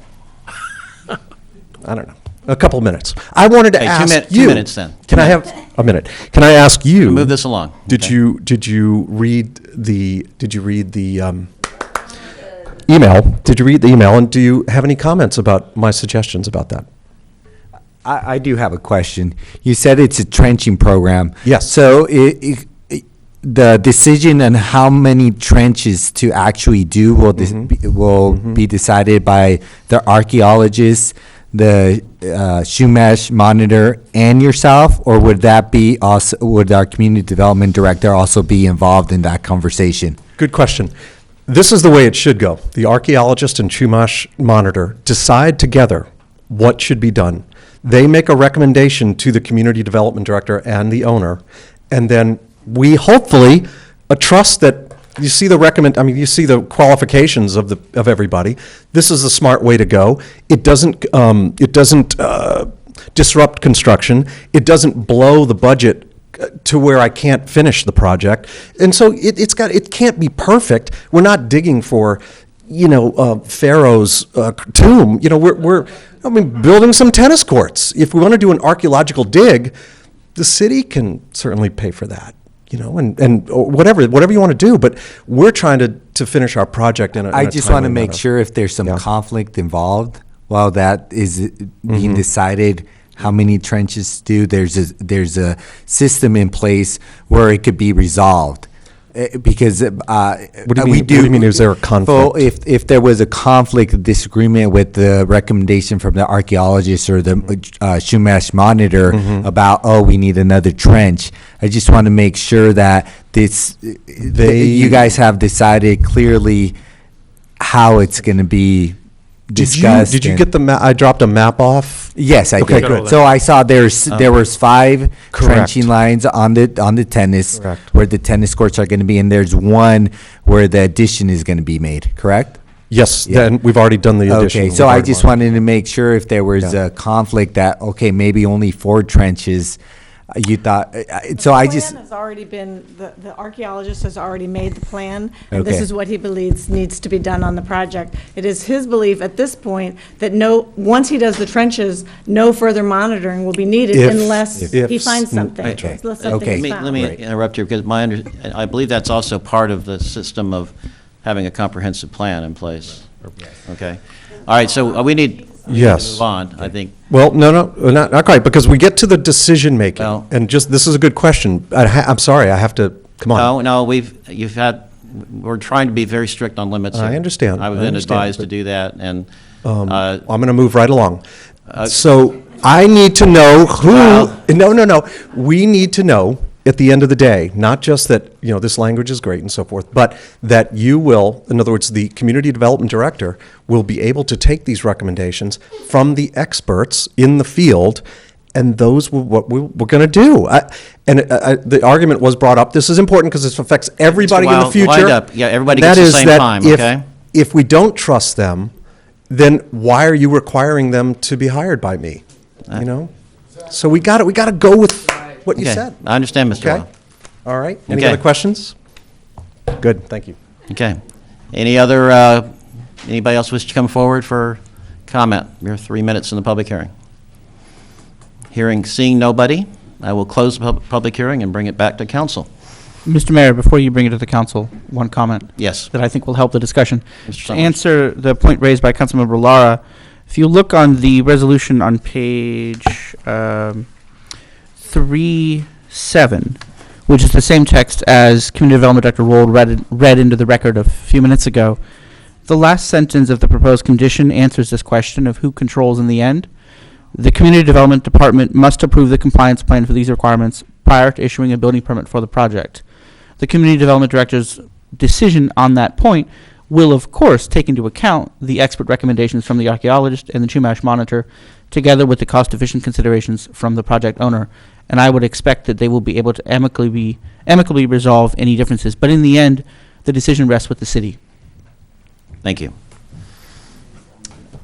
Floor is open. That's, you have anything to say? Yeah. Council discussion, and hopefully, then I'll entertain a motion. I just want to say, to the Wiles, we took the first stab at this, obviously, many months ago, and it was an intense environment. Having the opportunity to look back on it, maybe we did overreact. So for that, I want to personally say I'm sorry for that. Ultimately, the goal here is to protect cultural resources. I think we're all in agreement on that. And I think the most important thing that I read into this is the fact that you have to submit a plan before you can proceed forward, and that ultimately the community development director is going to be responsible for how that plan is implemented. You've hired an archaeologist, you've contracted with the Native American Indians. I think that's all that we can ask of you. So I have no problems revising these conditions. Councilmember Haney, would you recommend to amend staff's recommendation and include Mr. Wild's amendments or changes? Yes, I would. And that would be to eliminate the, let me go back here. I just want to make sure we're on the same page once we do this. And, that would be to eliminate the at least once a week language on condition number 41. Yes, and again, why I'm for that is the fact that if they're submitting a plan and they're in direct discussions with their archaeologists, with the Native American Indians, and with Kathleen, we don't need to make that determination. Let them do it as a group. Okay. Great. Is there, are there any other discussion on amendments to the staff report? No. I've got some language that might implement that I had prepared, expecting this might come up. Please proceed, I guess. It would be, again, on this page. Make too much trouble, right? No. Yeah. Page 37. The last two sentences, the beginning would read as is, plan shall include proactive trenching, etc. Then, if no archaeological, historical, or cultural resources are discovered during the exploratory trenching program, the archaeologist and Chumash monitor, with the approval of the community development director, will determine what the frequency of ongoing monitoring of the site shall be for the remainder of the project. And then, the last sentence, as already existing, the community development department must approve the compliance plan for these requirements prior to issuing a building permit for the project. It creates some flexibility for Ms. Wold and Mr. Weil and the Chumash monitor and the archaeologist to come up with a plan and then implement it. Comments? Mayor Pro Tem Wyrick, Yes, please. I'm curious to hear from the archaeologist and the Chumash monitor. If they have any comments on this plan? Not there, at the podium. My name is John Foster. I'm with Greenwood Associates. I'm representing the archaeological aspect of this project.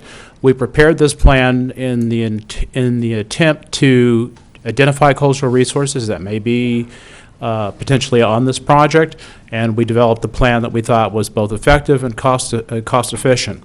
We did not believe that the ongoing monitoring program that was currently in effect best served the resources and the client's objectives. So this is why this particular plan was developed, was to save the money, push the project along, but also to protect the resources. One of the things that I did not want to occur was I did not want a monitoring program that would ultimately potentially impact a resource during the construction phase of the project. What we wanted to do is we wanted to go in advance of construction, do the trenching program proactively so that we could identify the resources before construction began. If we had found these resources, or if resources were present, and we found them during construction, their construction project would have ended. All of the workers who were on that project would have to either find other work or go someplace else or do something else during the time that we were trying to mitigate the effects on the resources. So what we tried to do is balance what we had in front of us, what potentially could occur, in the most effective way to protect the resource and to push the project forward. That's what our goal was. Thank you. No, back to council for any other questions, I just want to make a comment comments? real quick, and then I'll make a motion. Excellent. I want to make sure that I highlight the process because I want to get it on the record that everybody agrees to how the protocol is going to go on if issues arise. So I've read the resolution. I know there's a process there, but I just want to make it clear that the applicant, the archaeologist, the Chumash monitor, and also that our community development director understand what's in this language. Because when we first brought the wheel appeal to this council last year, this issue was absolutely fairly new to us, but not new to our general plan. Because our general plan states that we will protect cultural resources. And that's what's different from CEQA to general plan. So there's a difference there. There is an ability for the city to go beyond state level to protect cultural resources. And I, as long as all the parties are in agreement, I think this is a planned process, and I will support modifications of 41 and 33 with the amendments that Mr. Wild. Is that the amendments Mr. Summers suggested, or what's your motion exactly? My motion is to adopt council resolution modification, city council resolution number 15-22, condition 41 with the modification of striking the at least once a week language, and planning commission resolution 1302, and adding the language, and I might need help from our staff, allowing for some flexibility for the community development director and should we have Mr. Summers repeat that language as part of the motion? I'm happy to do so. Yeah, why don't you go ahead. All right. So this is part of the motion, repeat the language. Okay. This would be to change the last two sentences of the proposed new text of condition number 41 in City Council Resolution number 1527 for revision 2 to Design Review Permit 1105 for the Wild Tennis Academy. The last two sentences would read, if no archaeological, historical, or cultural resources are discovered during the exploratory trenching program, the archaeologist and Chumash monitor, with the approval of the community development director, will determine what the frequency of ongoing monitoring of the site shall be for the remainder of the project. The community development department must approve the compliance plan for these requirements prior to issuing a building permit for the project. The remainder of the draft resolution in your packet would be the same. Okay. Councilman Lord, do you accept that language Yes. as part of your motion? Yes. I second it. Any discussion on the motion? Then I call for a vote. Haney, Yes. Laura, Yes. and Clapp. Yes. We are done with that agenda item. Thank you all. And Mayor Blatz, you may return. You may take your seat.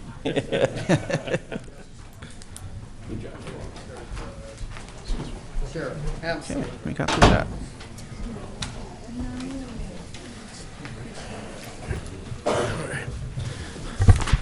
Thank you, Mayor Pro Tem Wyrick, for handling that agenda item. We're now going to move on to agenda item number 4.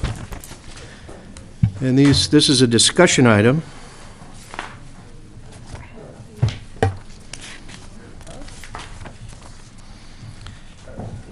And it's a resolution confirming the ban of transient rentals in all zones.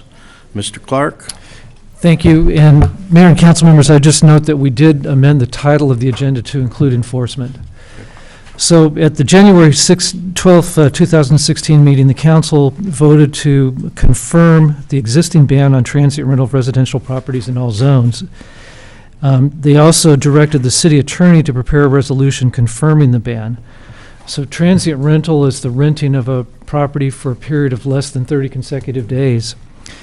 And the Ojai Municipal Code requires that a land use be called out as permitted, and if it's not called out as permitted, it is not permitted. However, there's a provision within the code that allows the Planning Commission to use a CUP process to make a finding that a use is similar enough to a proposed use to approve it.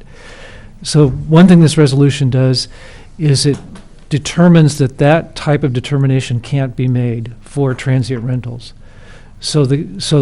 It confirms that the Planning Commission could not use the CUP process in residential zones.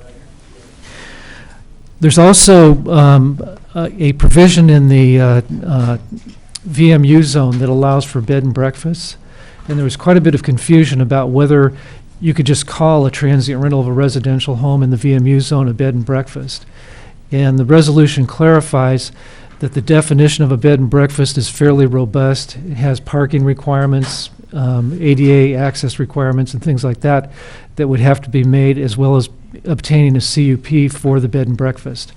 So if someone has a residential unit in the VMU zone, they can't automatically call it a bed and breakfast and rent it out transiently. They would actually have to meet that requirement, which is fairly steep. Also, the resolution creates a fine for administrative citations of up to $500 for violation of this requirement. So essentially, that's it, and we'd be glad to answer any questions. Okay, any questions of staff? Yeah, quick question, help me. Oh, okay, so the number 500 is in the table, not in the text, on Yeah, page 4-5. that's in the table in section 3 on page 4-5. I was looking in the text. Oh, Thank you. yeah, no. Okay. And that's because this table fits into the much larger table of fines and fees. Any other questions of staff? No? You have one? No? Okay. We've got some speakers cards on this, so I'm going to take it out to the public. Patrick Russell?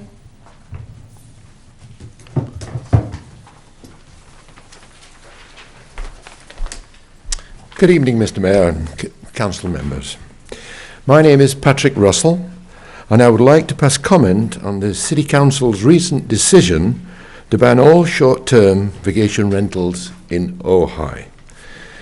During the past 14 months or so, you have been debating this issue with respect to residential zones.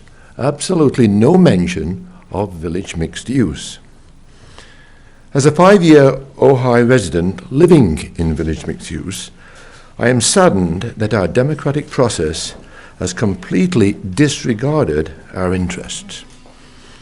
When we purchased our property 5 years ago, it was understood we could apply for a conditional use permit to have a business on our property.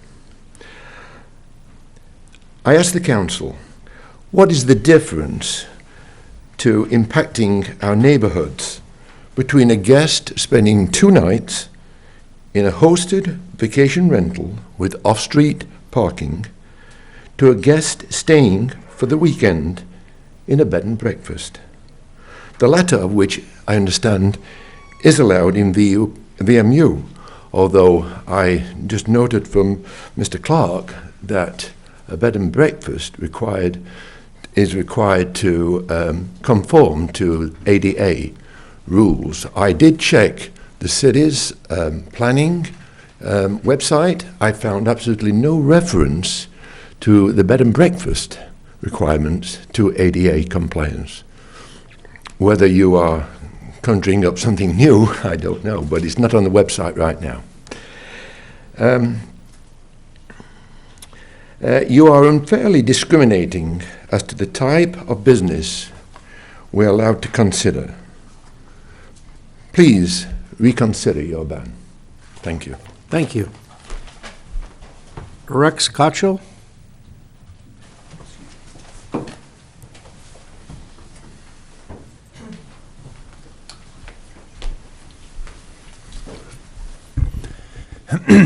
Yeah, I'm Rex Kochel, and I'm a citizen of Ojai, a local artist, and was a public servant for 34 years as a teacher at Ventura High School. On the 12th of this last month in January, I had my son's 42nd birthday, and I didn't attend the meeting because I was very shocked to hear that you had taken the action you did. Why? Because prior meeting, you said you'd set up some type of registration by the 30th of January. I suspected, what I thought this meant would be that the city would do a research, find out how many people actually lived in or had, vacation rentals, and because no one seems to have complied yet, a number for Ojai, where they are, how many are in existence, trying to determine the differences between one and another, because I don't think they're all the same. What we've had at the council meeting is objections or complaint-driven discussions from citizens in Ojai who feel like vacation rentals, transient rentals, are in fact destroying neighborhoods. And I could understand if I was one of those persons and someone had one next door, then they wouldn't abide by certain rules or they were disorderly, I would be pretty upset myself. There are, however, in Ojai many who do not and have not caused disruptions in communities. There are some that serve a real need. What's the need? Well, at the workshop that we had earlier in the year, it was, I don't think one person from a hotel or motel showed up to complain about vacation rentals in Ojai. I don't think there's anybody within the hotel business. Now, you've discussed that Santa Barbara has outlawed vacation rentals. I think, I would imagine that at Santa Barbara, a lot of the hotels and commercial hotels have found that, disrupted the business. I don't think that's the case in Ojai. I think we have a shortage of lodging in this city. I don't think there's enough places for guests of this town to live and to stay when they come to town. I think there's been a need, and some of these corporations like Airbnb have stepped in and seen that they can actually do business here because they can provide housing for a person-to-person contact in the community that's very much needed. We have a very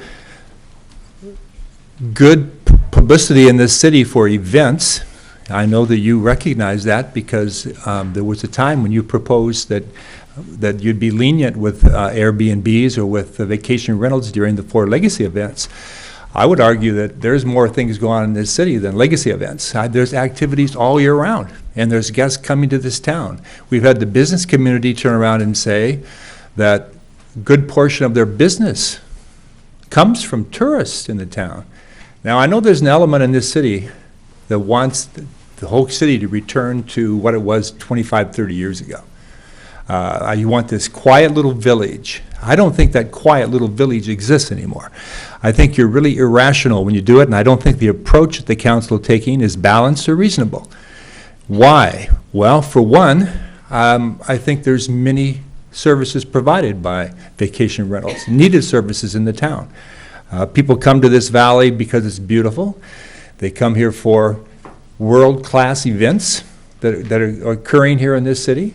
If they don't lodge in Ojai, they're going to lodge someplace else. They're going to take their business someplace else. And I think the vitality of this town, the vitality that I see in this town, comes from a lot of the businesses that you're going to shortchange and not allow these visitors to frequent it.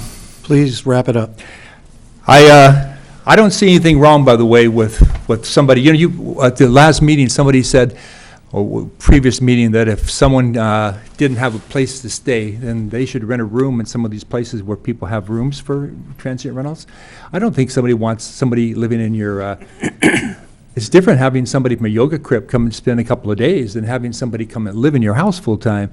And I don't think anything's wrong with somebody who has a vacation rental that allows people to come in and stay when they enrich the community. If you go ahead with your plan, things that would be concerned is you're going to have to enforce it. I think the whole issue of vacation rentals came up because of suspended enforcement. And Councilman Warwick, I've heard you say many times before that that's unacceptable. We should put a policy and enforce it. I think you're going to find yourself right back where you started, in a shadow economy. The enforcement is kind of a vindictive way to approach the situation in this city, and I think you should evaluate prospective vacation rentals on the merit of each one. Now, unfortunately, I thought my wife and I were in a VMU, and Mayor Blatz, I talked to you, and you said, well, you apply for a bed and breakfast, and I found out we're one house away from VMU. So we got kind of screwed on that. I didn't think this would happen to us. We've invested a lot of money into a little place, and it's been fabulous. So I really don't think even controlling it or putting your vacation rentals only in one district. I think if somebody has a large house on the fringes of Ojai. Thank you, Rex. They can provide housing for a wedding family, for example, that doesn't want to stay in a motel or hotel. It's a type of living that has real merits. Thank you. You're welcome. Linda Stiles.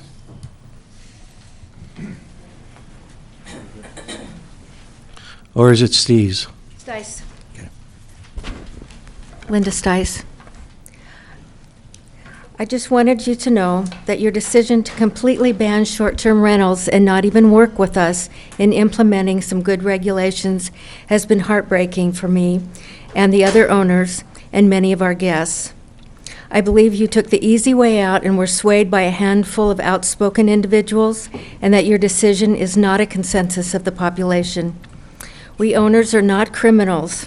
We are voters and property owners, and most of us are baby boomers just trying to retire in peace and dignity. All week, I've been getting phone calls and emails from disgruntled guests, and I believe many of them have emailed you. I hope that you read your emails, but I'm not sure because you never replied to any of mine. But here's one that I wanted you to hear. Dear Ojai Mayor and City Council, I am writing this email to express my opinion of the ban of short-term rental properties in Ojai. I honestly find this to be a personal disappointment and truly believe it will have a long-term negative impact on the Ojai local economy. In 2015, two friends and I visited Ojai for the first time to participate in the Mountains to Beach Marathon in May. We stayed at a VRBO-listed cottage near downtown for 3 days. We opted to stay in Ojai instead of Ventura to enjoy the local area and the comfort of a home-like environment. We were able to walk into town during our stay and enjoyed 3 dinners, 3 lunches, and 2 breakfasts out at local Ojai restaurants, and 3 days of local shopping and spa services. With 3 of us for the weekend, we spent over $5,000 over the 3 days. None of us had ever been to Ojai before, and we were overjoyed to spend a fun weekend as a local. We signed up again this year to participate in the marathon, but we were dismayed to learn that this year a ban on short-term rentals had been implemented, and we no longer had the option to stay at the wonderful cottage near downtown. When we then looked into local Ojai hotels, we have found they are all booked, and there are no options to stay in the city. That means that you have lost us as visitors and customers in your town. We are sure you will lose many of your guests. Did you conduct any research on the impact of the ban, or was this an uneducated, knee-jerk decision by the City Council? Was it your goal that there are fewer visitors to Ojai? You have succeeded. We will be staying in Ventura or another town during the marathon. That's the end of the email, but I just had a couple of questions. We sincerely hope that you will be explaining tonight exactly what the rules are regarding the fines of the short-term rentals. If we take a booking for 28 days, are you going to fine us? What about if our family wants to come for a week? Are you going to fine us for that? Will you consider allowing us to honor the bookings that we took before the ban was implemented, say for the next 90 days? Thank you. Thank you, Linda. Next speaker card is from Lynn, and I can't read the last name. It begins with a G. Looks like L. Yeah, what is it?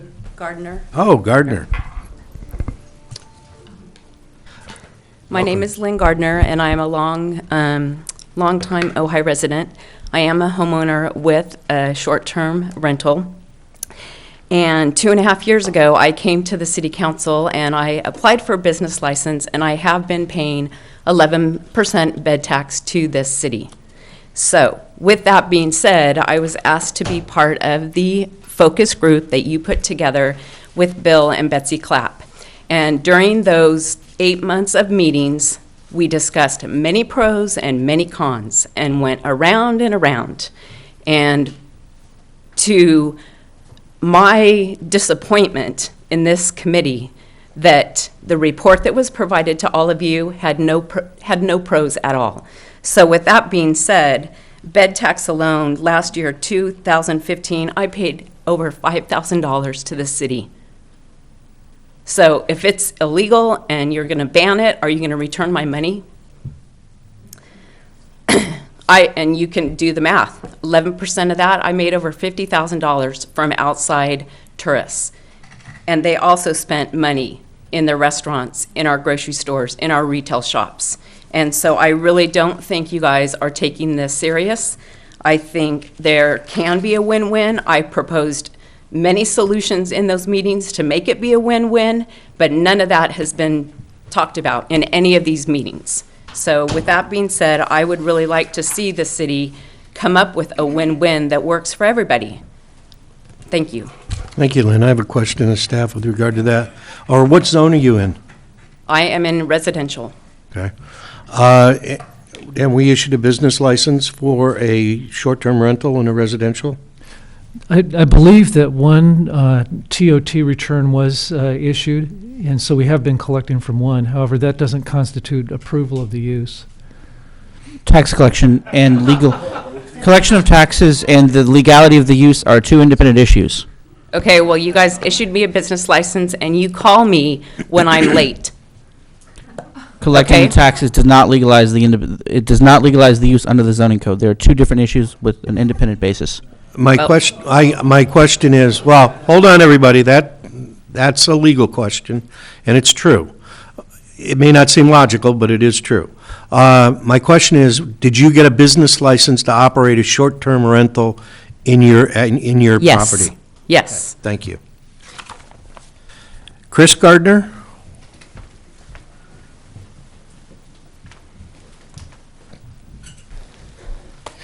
Good evening, council. So last name's familiar, Lynn's my wife. I live at 802 Country Club Road. We have a short-term rental, as you just heard.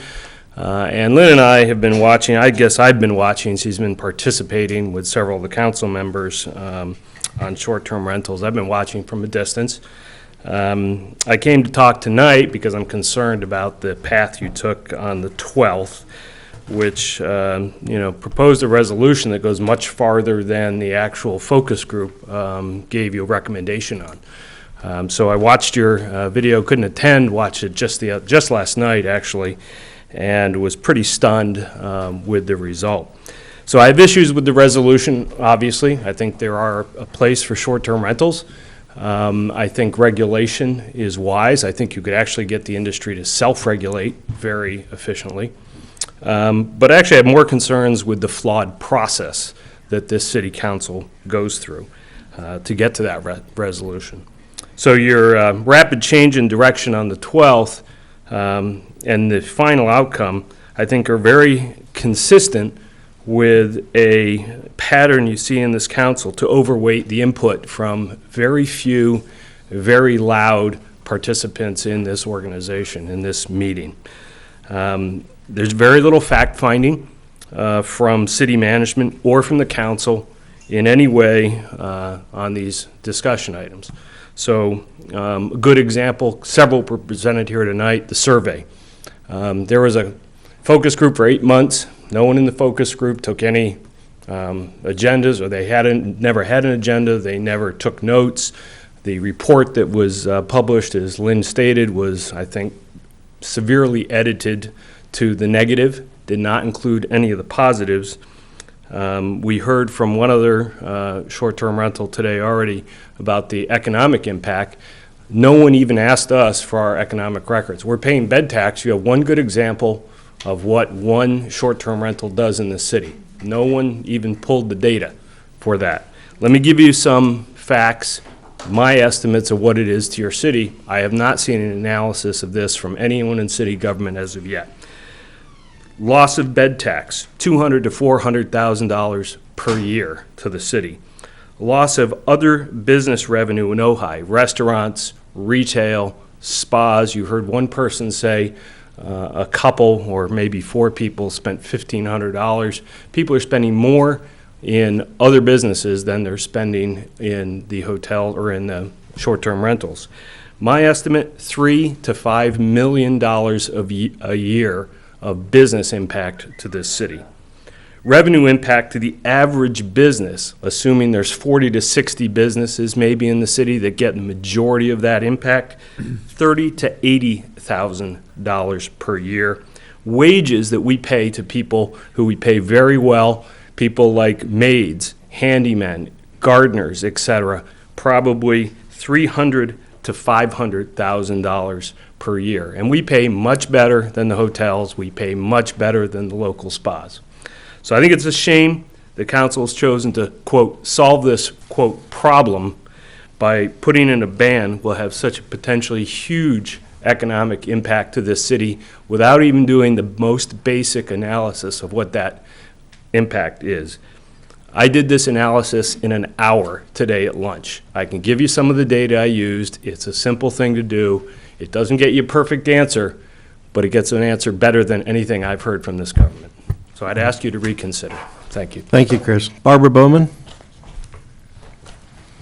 This has been very interesting. Where were they last week, or 2 weeks ago, when we had a few people like these saying that were so draconian in their approach to this thing?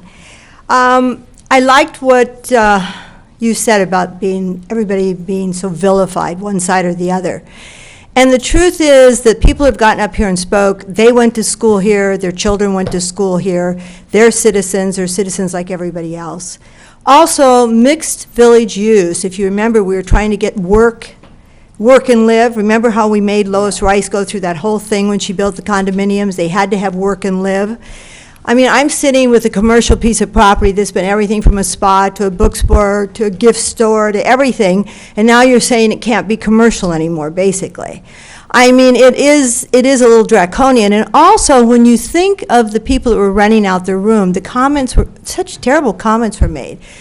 If you're renting a room in your house, you need that income. You really do need that income.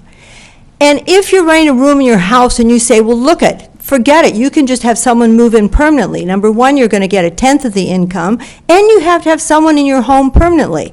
These are not bad people. These are people that need to make ends meet. And the people who are against that, they don't need to rent a room in their house.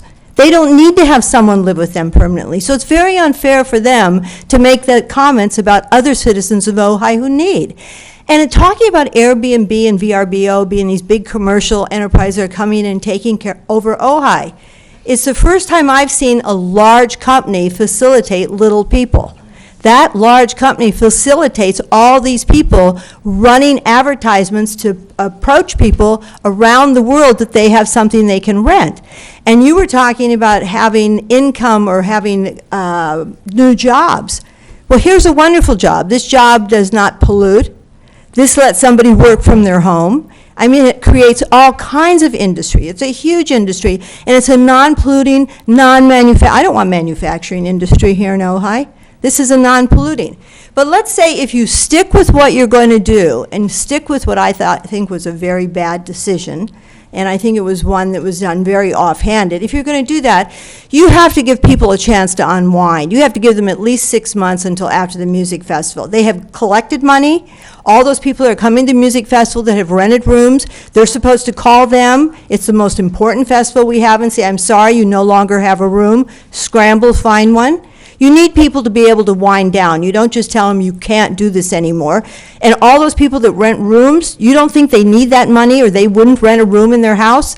They've spent that money, and now you're telling them they have to return that money? You need to have a wind-down period. You cannot just go at this blatantly and slash and burn. I consider this to have been a slash-and-burn decision last week. I really do. And I think it was done from a situation, if you're sitting in a situation, it's easy to make that decision without considering the humanity behind that decision. And I think it's important. That's it. Thank you, Barbara. Steve Quillisi? Thank you, Mayor, council members. I'd like to bring up one other aspect of the discussion that went on 2 weeks ago, and that was, I'll call it the somewhat fanciful assumption that if we shut down all short-term rentals, that all of these little 640 square foot second units are suddenly going to become long-term rentals. And if somehow by magic our schools will fill up again. Well, if anyone can illustrate to me how a young couple or a middle-aged couple with children of school age is going to live in a 640 square foot abode, I would be interested to hear about it. I don't know if there's anyone here in the audience who's ever lived in 640 square feet. My wife and I did in our first apartment in Palo Alto 40 plus years ago. But I wouldn't bring children into that kind of environment, and nobody else will either. So why not let us use these? I don't have any short-term rentals. I don't intend to have any, even though I have a large lot. And I have neighbors with short-term rentals, and they don't bother me. So let's look at that side of it and discount some of these specious arguments against having short-term rentals and the assumption that everything here will turn into a long-term rental and fill our schools up again. Because, gentlemen and Ms. Clapp, it isn't going to happen. Thank you. Thank you, Steve. I don't have any other speakers cards. Is there anyone else wishing to address us? Right here in the front. Okay. My name is Jillian McManus, and I spoke to the council, ages ago, it seems. I am the operations director for the Ojai Music Festival, and I am here representing the festival. Oh, thank you. And I am here representing the Ojai Music Festival. As I explained earlier, this particular year, and I assume in following years this might also be true, that we have many people who come to Ojai, obviously, to attend what has become a world-renowned event. This year particularly, we have musicians who don't drive. We have musicians who have very rigorous schedules and cannot go down to the hotel where we ordinarily book all of our rooms for musicians, which is down in Ventura. And the reason we don't book hotels rooms here in Ojai is that not only are all the hotel rooms booked during the Ojai Music Festival, but we also don't want to pay the fee for the Ojai hotels. They are expensive hotels. I have gone over the past 6 months and booked all sorts of Airbnbs and VRBOs or short-term rentals, some within the city limits, some not within the city limits.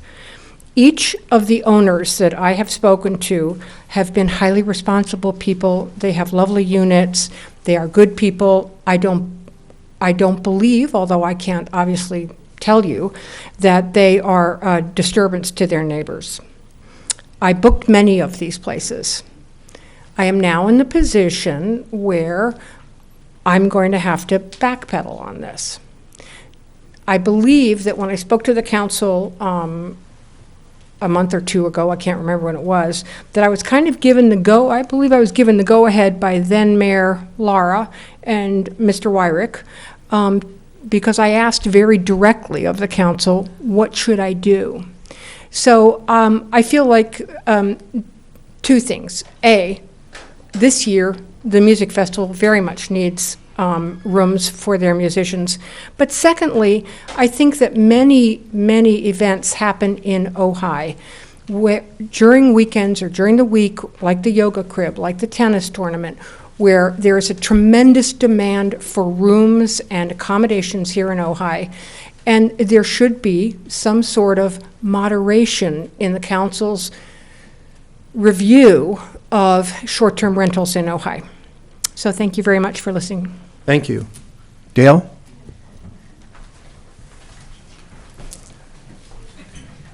Thank you. Good evening. I'm Dale Hansen. I live in the city of Ojai.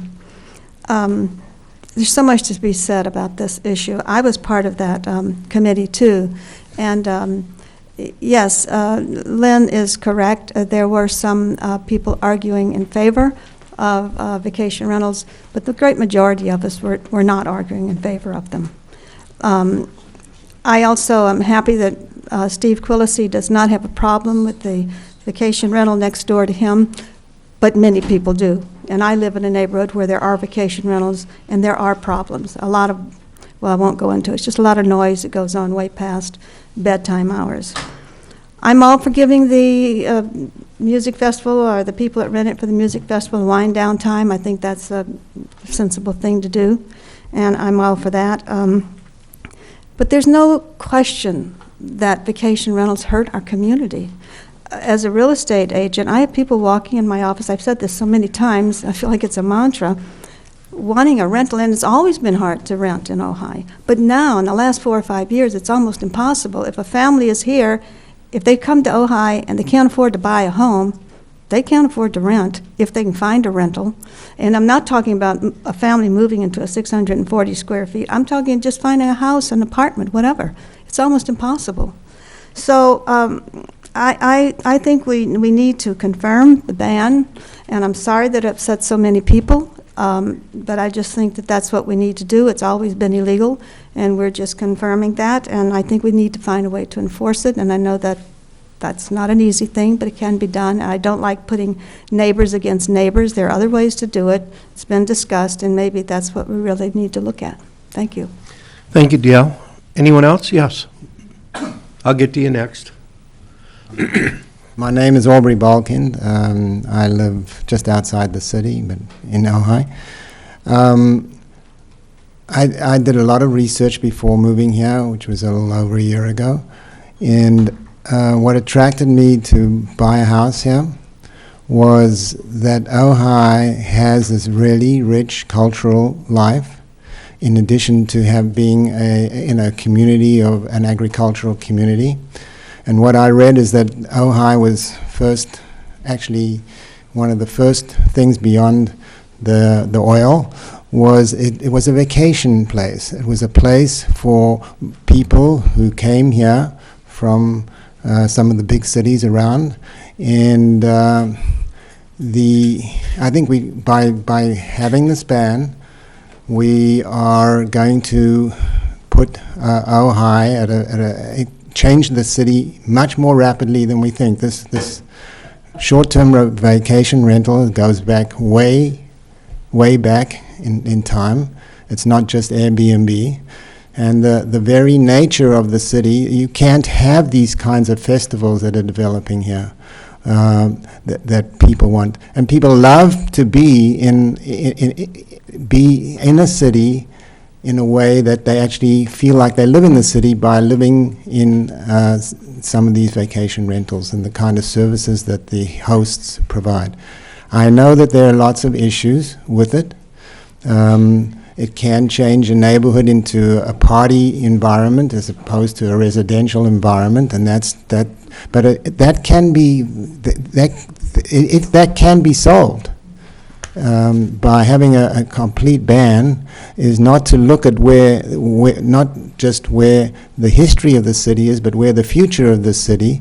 I agree with a number of the speakers about the amount of income that's going to be lost. I think it's much higher than even what he was talking about. So I think that more time needs to be spent on this to truly look at how to make something work instead of how to ban it. Thank you. Thank you. Next. Whoop. Judy? Good evening. I'm Judy Murphy, and I live in the city of Ojai. Been here and done this before, so bear with me. I will be short. Zoning laws have been put into place to protect our community. All the citizens in our community rely on zoning laws to keep us from having something crazy going on next door. I do not think we should upend our laws to meet the economic interests and needs of a few individuals. Yes, we should probably give this time to wind down. Maybe 6 months is the right amount of time, I don't know. But I just want you to keep the community of Ojai first and foremost in your minds as you make these decisions. Short-term rentals are not good for our community as a whole. Thank you very much. Thank you, Judy. Anybody else wishing to speak? I just have to Mo? get up here. I'm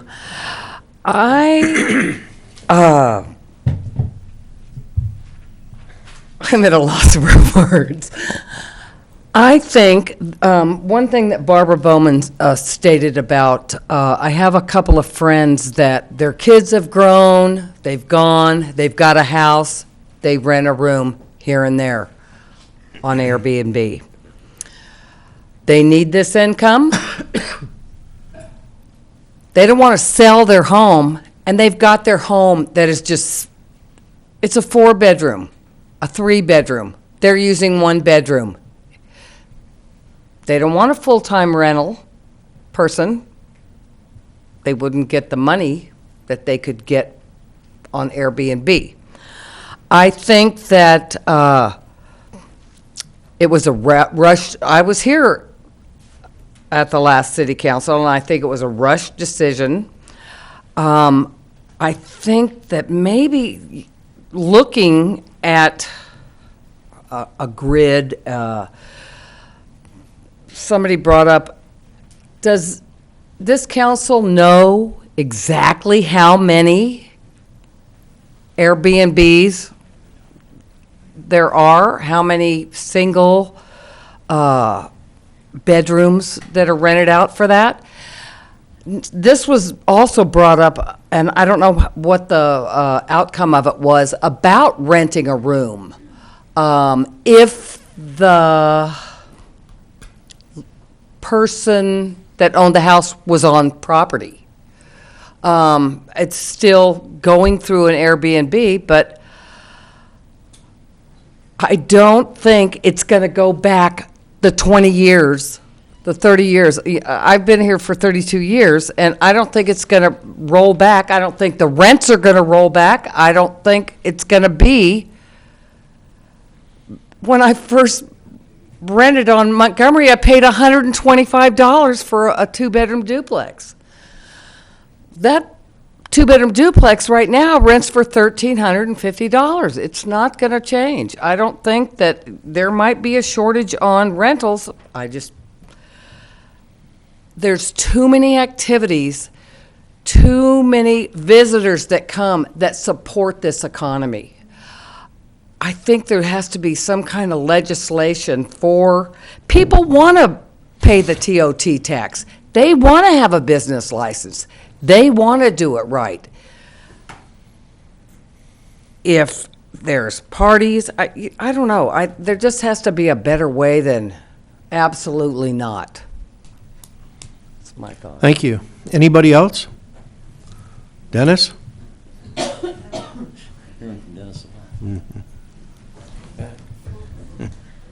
Thank you for taking the time. A number of things, I don't know if I can remember them all for my age. What Dale said about the rental problem, that's a problem of affordable housing. I don't think it quite fits. I mean, it's related, but it doesn't fit, I don't think. We're talking about small. Now, and the other thing that is that my yardstick for measurement, if I get confused and so on, I always go back to the general plan. And the general plan repeats over and over and over, small town character. I think in that one section, I counted it once, the first page or two, 9 times they mentioned that. And all through the document, it's small town character. It occurs either with that phrase or with other related phrases. It's just all throughout the document. So, in order to decide the issue, I'm thinking to myself, okay, these small town rentals are actually, I think, fit better the small town character of Ojai. Because if I came to, do I want to go into a big hotel if I have a choice, or would I go to a family that, I think, the latter, I think. Because I know I had that experience when we were in Ireland. They give you it's kind of the same deal. They point out, and we ended up with a family, and it was a wonderful experience. So, this is a very complex issue, but that's one way I would decide. And I really think that, the other thing I want to say is that this is a wonderful example tonight. It takes a lot of patience, but to hear the whole community, so many people in the community, pros and cons, this is the way I think we really should operate. Not come from some preconceived idea or be impatient or So I think the thing is, it just seems to me that we ought to give a little more time to this. Don't rush, because it's I don't think I don't know how you're going to do it. I'm not familiar with the procedures, but my heart goes out to the people that are really affected by this. It's one thing to pass a law, one thing to come from above and impose something. It's another thing to just hear everybody out, take your time, and get a feel for it. And that's a different process. And if I had to use the previous process, I would apply the rule of the general plan. What fits better with the small town character? And to make a decision. And then the other thing is to get as much input from as much people as possible, so that, as Mr. Haney said, we're not accusing, pointing fingers. We're trying the best we can in a community to come to a consensus. And then that's going to be, I think, the most satisfying. So thank you for, I know we're pushing the limits here on time, but you know, what's time? When you get to be 76 like me, you think, what the hell? I ain't got that much time left. Thank you, Dennis. Anyone else wishing to address us? No? Well, I'll bring it back. Yes. I just have a question about if you're going to make a decision tonight as far as the existing bookings. I know there's people coming for weddings. The wedding party has booked a place. All of the guests that are coming have booked several places. They're now going to have to scramble to try and find alternative options, which may not exist. And so I'm just wondering if you're going to make a decision tonight to allow the current bookings to be fulfilled or not. Thanks. Anyone else? No? Okay, I'll bring it back to council for further discussion or questions of staff. I'll Mayor jump Pro in. Tem That seems to be Lyric? my habit. Okay. I want to remind everybody that we're in the 6th year of suspended enforcement of our zoning code. That's a fact. We're in the 6th year of a suspended enforcement of our zoning code. So in effect, we've had no rules for 6 years on this matter. And what's before us tonight is nothing but saying that suspended enforcement needs to end. We've already voted for that twice. This will be the 3rd vote to affirm, and we'll see whether or not what the sense of council is. But this vote is based. This agenda item is very simple. Lifting the suspension of enforcement that's been in place for about 6 years now on the existing zoning code with no change at all to the existing zoning code. 0. And putting in the $500 fine. That's it. And I'm certainly open to debate on a couple of things, but I couldn't help but also add the word that Mr. Leary used the phrase a small town character. If you read the general plan, there's another word in those phrases, small town residential character, if you read the general plan. So this is something that I've been struggling with, but I don't think the vote tonight, however it goes, is not the end of the matter. I've been very open with everybody I've talked to about this, that this is simply a step to dealing with the matter, which is namely, we're not doing anything new. We're simply, this vote is simply whether or not we're going to lift the suspension of enforcement on the existing code. And I am open to additional work on this matter along the lines of whether or not we want to put the fine in as described tonight or not. That doesn't necessarily have to go with the suspension. Whether we want to talk about further consideration of how regulations ought to be promulgated, I'm open to that, and I've been very clear about being open to that. But it is not healthy to continue a complete lack of regulation or a complete denial, if you will, of our existing zoning code. That's a real problem. We're in the 6th year of it, and so I don't view this as today, this vote, however it goes. I view it as a step and not an end to the matter.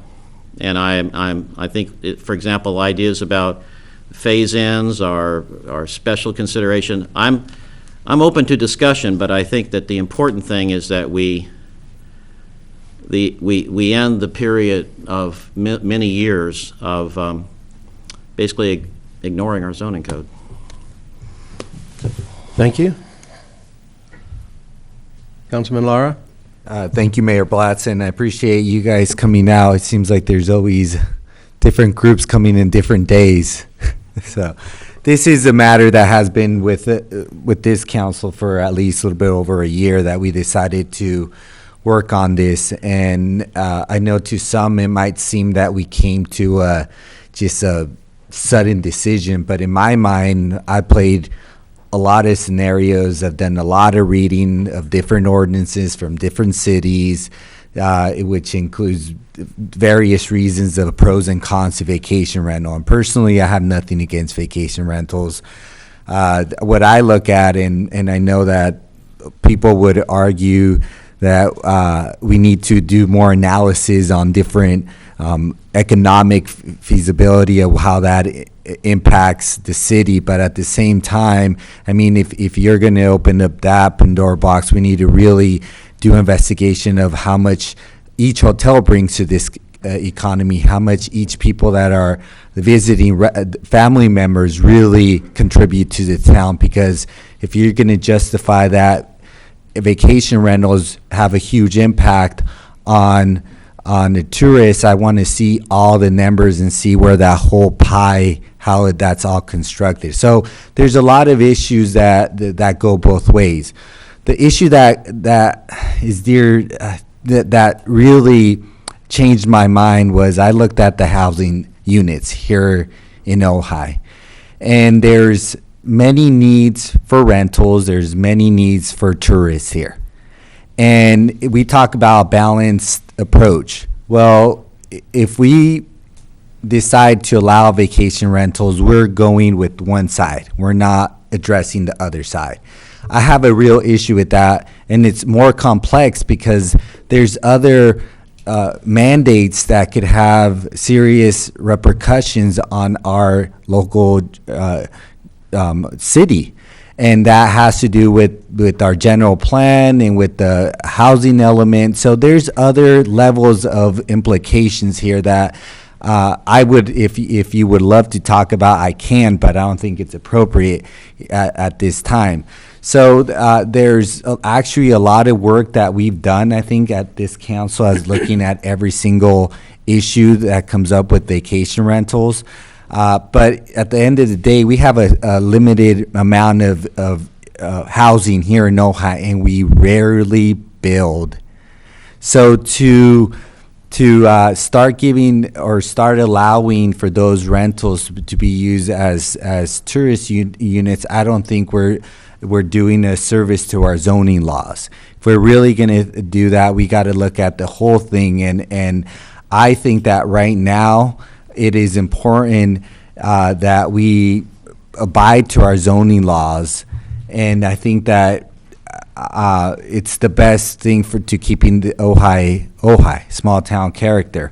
I agree with Mayor Pro Tem Wyrick that it is time to uplift the suspension that was introduced 6 years ago, and start enforcing our zoning.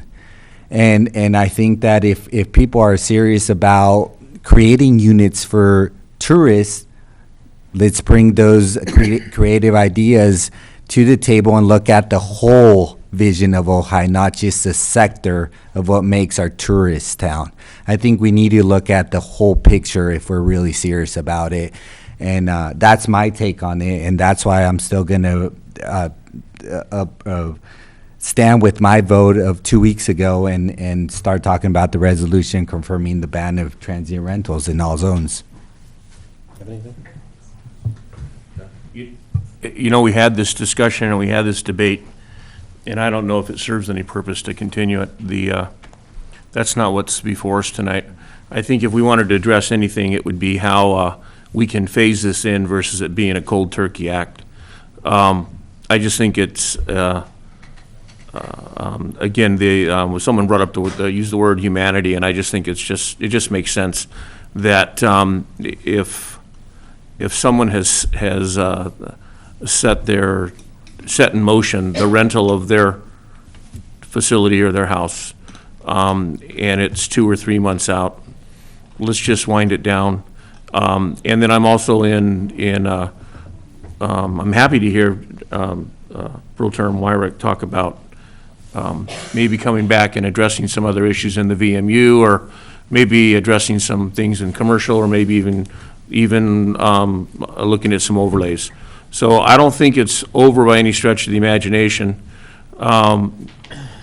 One question that does come to mind, if we suspended this 6 years ago, what did we suspend it for? Because I don't think anyone in this room could tell you that. Well, maybe Mr. Clark could, but I don't, 6 years ago, was this the issue that was before 6 years ago? That vacation rentals were destroying the integrity of our community? And I think what happened is it eventually worked its way to the forefront of that discussion or argument. So, having said that, like I said, I don't really want to open this can of worms up. Let's decide what we want to do tonight, how we want to do that, and hopefully be open to maybe discussing something down the road that might benefit the community also. Councilman Hay, can I ask you a question? Maybe you can help me remember. The first time we passed a resolution proposing this date for lifting the enforcement, I believe, was just before Thanksgiving. We passed a resolution. This is the third time we voted on this date for lifting enforcement, lifting suspension. I remember the first time was direction for drafting the legislative subpoenas and other language, and then it came back again to us. The other. Do you remember the date that we first passed the resolution on the lifting the enforcement date? I believe it was November 17th, November 2015. 17th. I just wanted to get that fact out there. So basically, we served notice on November 17th. Yeah. Councilwoman Clapp, do you have any comments? No? All right. I just have a couple of comments. And I've got a couple of questions, and I have some questions on actually what's before us tonight, too. A couple of people indicated the economy and the amount of money that Ojai may be losing because of our ban against vacation rentals. Right. And I can tell you, for one, myself, and the consensus of this council is that we don't make our decisions on economy. If it's good for Ojai, it's good for Ojai, and if it happens to come with a benefit to Ojai that's economical, great. But if we made our decisions based on the economy and what was good for Ojai, perceived good for Ojai, we'd have big box stores, we'd have an outlet mall, we might have numerous things that would generate a lot more tax revenue than vacation rentals. And we're not about to change the law when it comes to that. And this body collectively decided not to change the law when it comes to vacation rentals. The one thing that another person said is, how many are there? Well, does it really matter how many there are today? We know that one in a neighborhood may not be a problem, two might not be a problem, but how many are there going to be in the future if we legalize them? Whole neighborhoods could be changed. People are coming into Ojai now from Los Angeles and buying properties with absolutely no intention of ever living in them. They're turning into vacation rentals. They're going to be a vacation rental forever if we allowed it. And they're doing it for nothing but investment purposes. Well, how is that good to our small town character? It really isn't. The next thing I really have a problem with, though, is this vote last week, in my opinion, was still going to, in a way, allow well, I'll say one other thing first. The other thing is, even in residential zones, or in any zone, you're still allowed to rent your place out on a 30-day basis. So if you have a 30-day agreement and you rent it out once in that 30 days, you're not going to have any problem. So anybody that has a current vacation rental can rent it out one time a month. It's not going to be violative of this, whatever action we're taking today, and it wouldn't have been before. We don't legislate anything that's 30 days or more. The other thing that I wanted to say is that I'm very concerned that we issued a building or a business permit for somebody to operate a vacation rental in a residential zone. So what are we going to do with that person? All of a sudden, ex post facto, because of our action, say you can't do it anymore? If they haven't done anything wrong and they're paying tax? That's a question for staff and a question to our legal counsel. The other is that when we voted last time, I agreed to go along with the vote, even though I disagreed with a total ban in the VMU zone, because I thought that we were still going to be able, through the process which we had in place, have these units in the VMU zone with a conditional use permit. We have one legal unit with a conditional use permit in the VMU zone. What are we going to do now? Tell him he has to stop renting? Again, ex post facto? Those are some questions that I really have some concern about, and I would like either Mr. Clark or Mr. Summers to address. Thank you, Mayor. As far as a unit with an existing CUP, that would become an existing non-conforming use, so that would not be abated. As far as the transient tax return and business license issued to someone, the standing order for the finance department was not to do that, but in one case they did it. And so my understanding is that that doesn't necessarily stand, give them a right to continue. So that's a decision you'd have to make. I'll confirm both of those, and I'll add one more point, which is that in the VMU at present, if the council does nothing tonight, and also if the council adopts the resolution as drafted, a bed and breakfast is permissible with a conditional use permit in the VMU if it meets the full definition in the zoning code for a bed and breakfast. Right. With the parking requirements and ADA access and threads the rest of that needle specified in the zoning code. I understand that, but the one short-term rental that is approved, that's paying taxes under a CUP, is that meet the bed and breakfast criteria? I believe it does not, because it was approved as a determination of similar use, as sufficiently similar to a bed and breakfast for that particular use. And with that one, they were issued a CUP, those run with the land. That use continues, and as Mr. Clark noted, it would become a legal non-conforming use and would continue unabated unless it rose to the level of a public nuisance. Okay. All I can express is my concern that I still think that we should allow them in the VMU zone. I know that I was a minority 2 weeks ago, but I still believe we should, with a license instead of the CUP, because the CUP runs with the land and a license can be revoked much easier. Mayor Pro Tem Lyric. I'll be very short. I agree with you. I don't like CUPs for general uses. They should only be for special cases, is my philosophy. And I think we need to, I think we should go ahead and suspend and lift the enforcement suspension, but we need to look at amending our code. That's what I meant, one of the things I had in mind in terms of a first step. We need to be, this is a first step, and we need to be looking at things exactly like that in terms of allowing bed and breakfast licensing in the VMU. I agree with you. I have one Yes, question. Councilman Watt. This sounds pretty simple, but what standing do I have if someone else already has the CUP and it doesn't follow the bed and breakfast guidelines? What's preventing me from applying for the same use that's existing? You know what I'm saying? Does that set precedence? No, it does not set a precedent. That was a very specific case-by-case decision that was made based on the facts of that application and the opinion of the Planning Commission at the time that application was approved with regard to what the general plan meant. That does not set a precedent for a future application.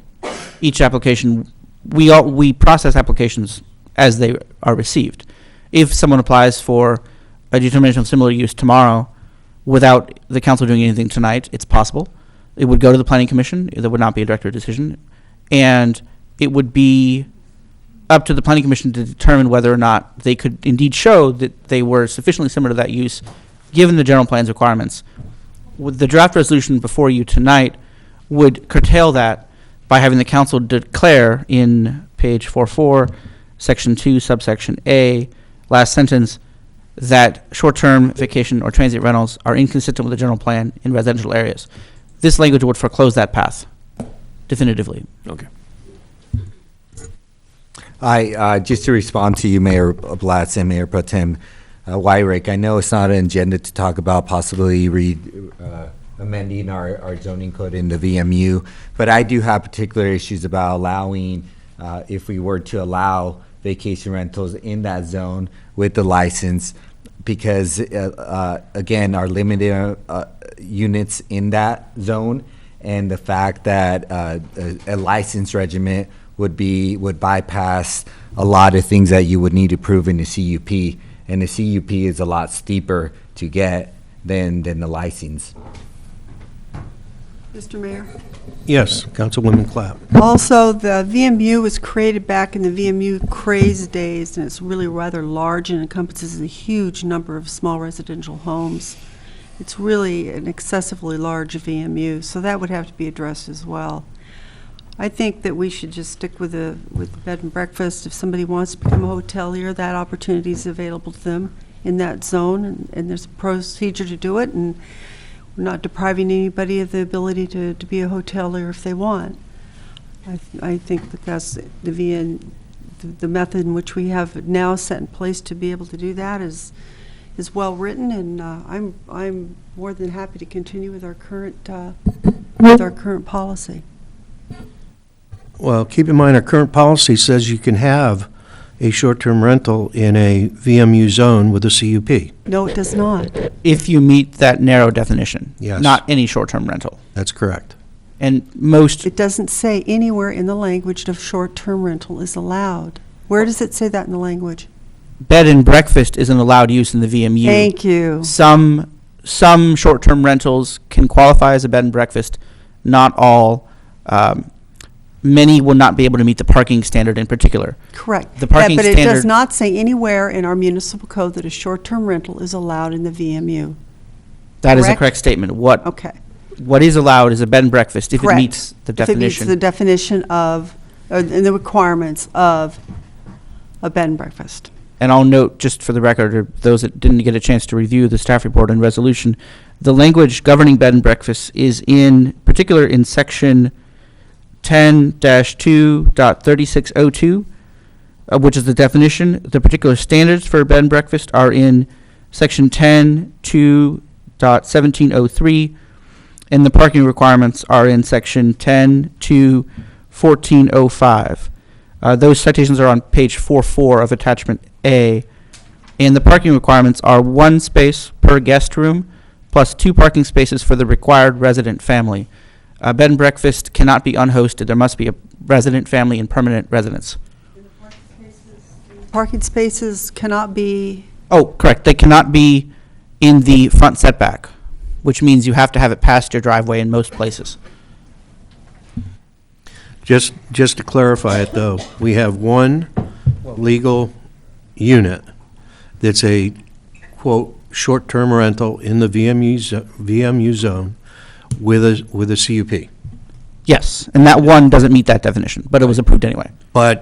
And that does not meet the definition of a bed and breakfast as it's proposed, correct?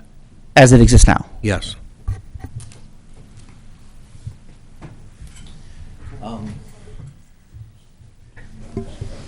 I'm going to, go ahead, sorry. No, I was going to bring us back to the issue at hand. Yes. And I was going to say, right now, it's whether we want to adopt the resolution which confirms the ban on transient rentals in all zones. And I think like Councilmember Wyrick said, under this issue, we have the opportunity to whether we want to impose a $500 fine or not. I think we should go ahead and do it, and I have no issues with the current resolution as it stands. is that a motion? So if there's no discussion, then I'll move to adopt the resolution which confirms the ban on transient rentals in all zones. Second? Well, Discuss on the motion. Hold on. We have a motion and a second. Any discussion? yeah, I guess the discussion is how are we going to enforce it? I can speak to that shortly. As you'll note, you'll recall, the question of enforcement was added to the agenda later than the time for staff report preparation, hence the staff report doesn't discuss enforcement much. In looking at what our options are, as has been discussed, they're somewhat limited. My recommendation would be to first consider whether you want us to start with fines or start with warning letters, followed by fines, if folks don't respond correctly to the warning letter. The fines can be issued based largely on the reviews.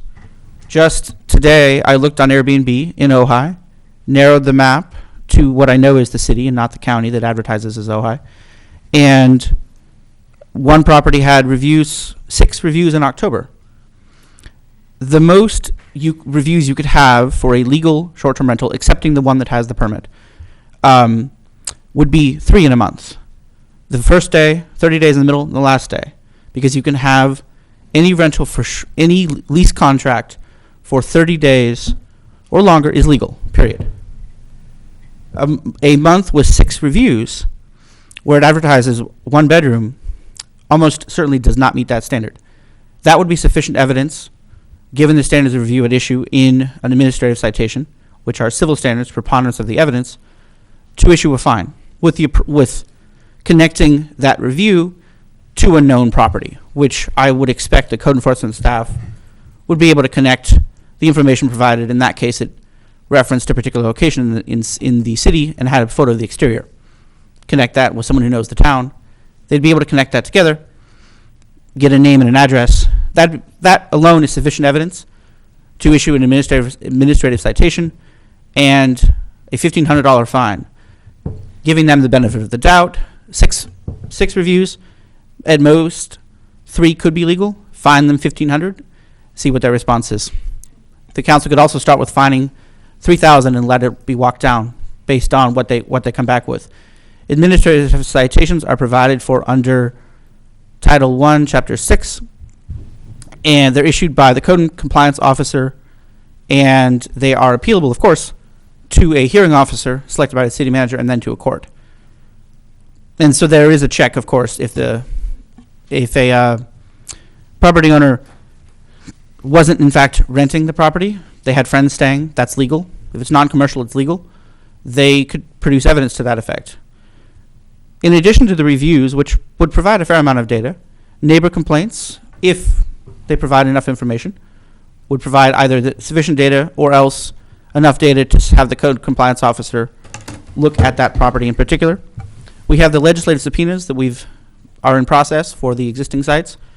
In addition, going down the road a bit, if we have a property that has been fined a few times and views it as a cost of doing business and refuses to stop the activity, then we can use targeted subpoenas to get further data, then fine them for TOT for as far back, generally we can go back 3 years, collecting back taxes, so we can get 3 years of data from the carrier or the reviews, collect the TOT, 3 years times 500 a day.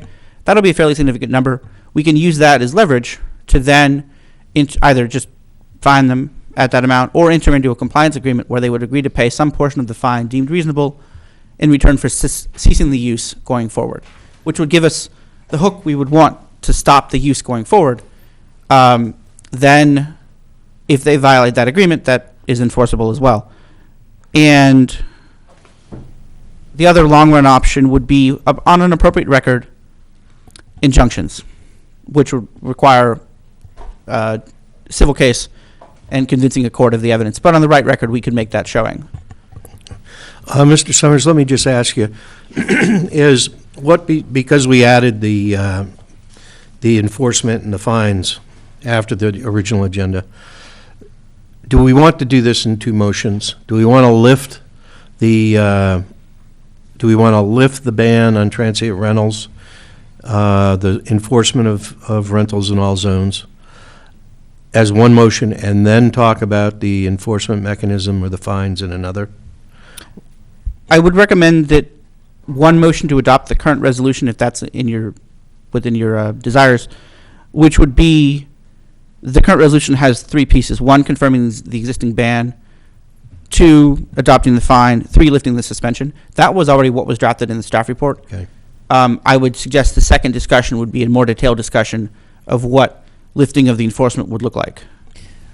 And you might consider, if you were interested in a wind down period, then At present, section 4 of page 4.5 lifts the suspension effective February 1st. If you were interested in pushing that date back, that would be the date to move back.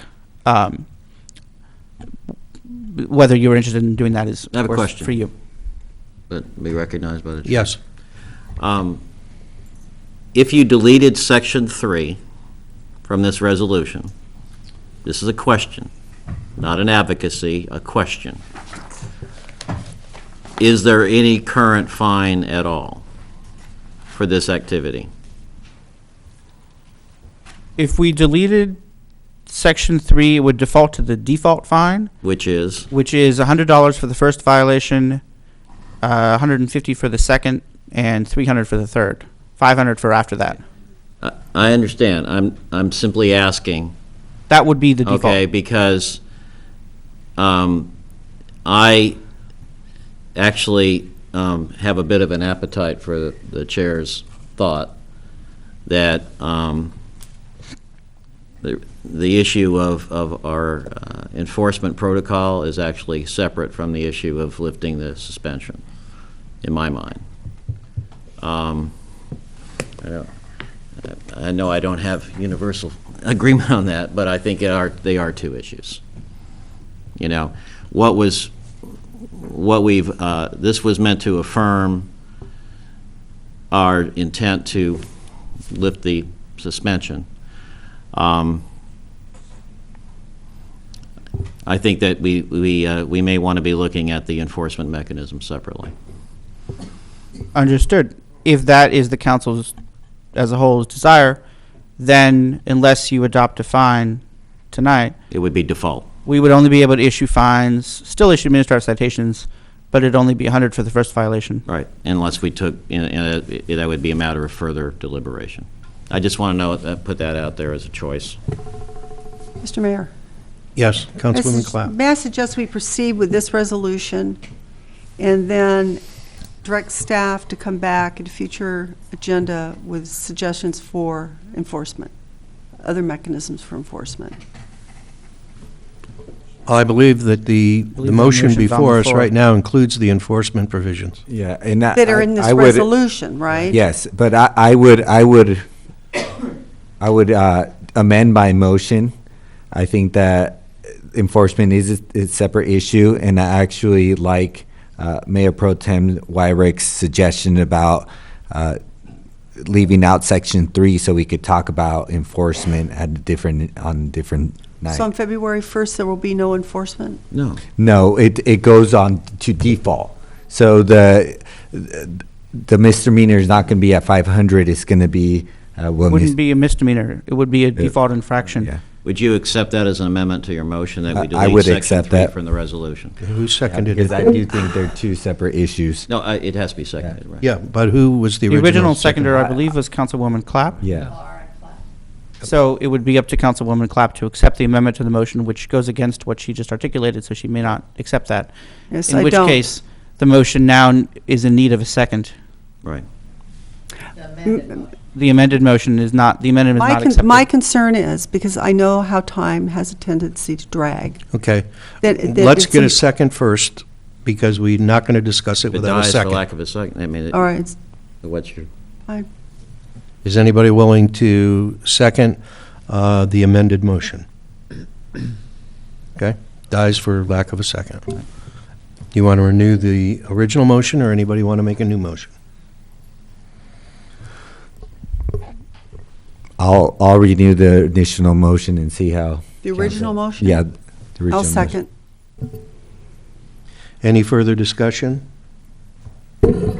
I just want to make it known that I intend to vote no, because I do not think that we should lift the suspension on the VMU zone until we have further discussions about it.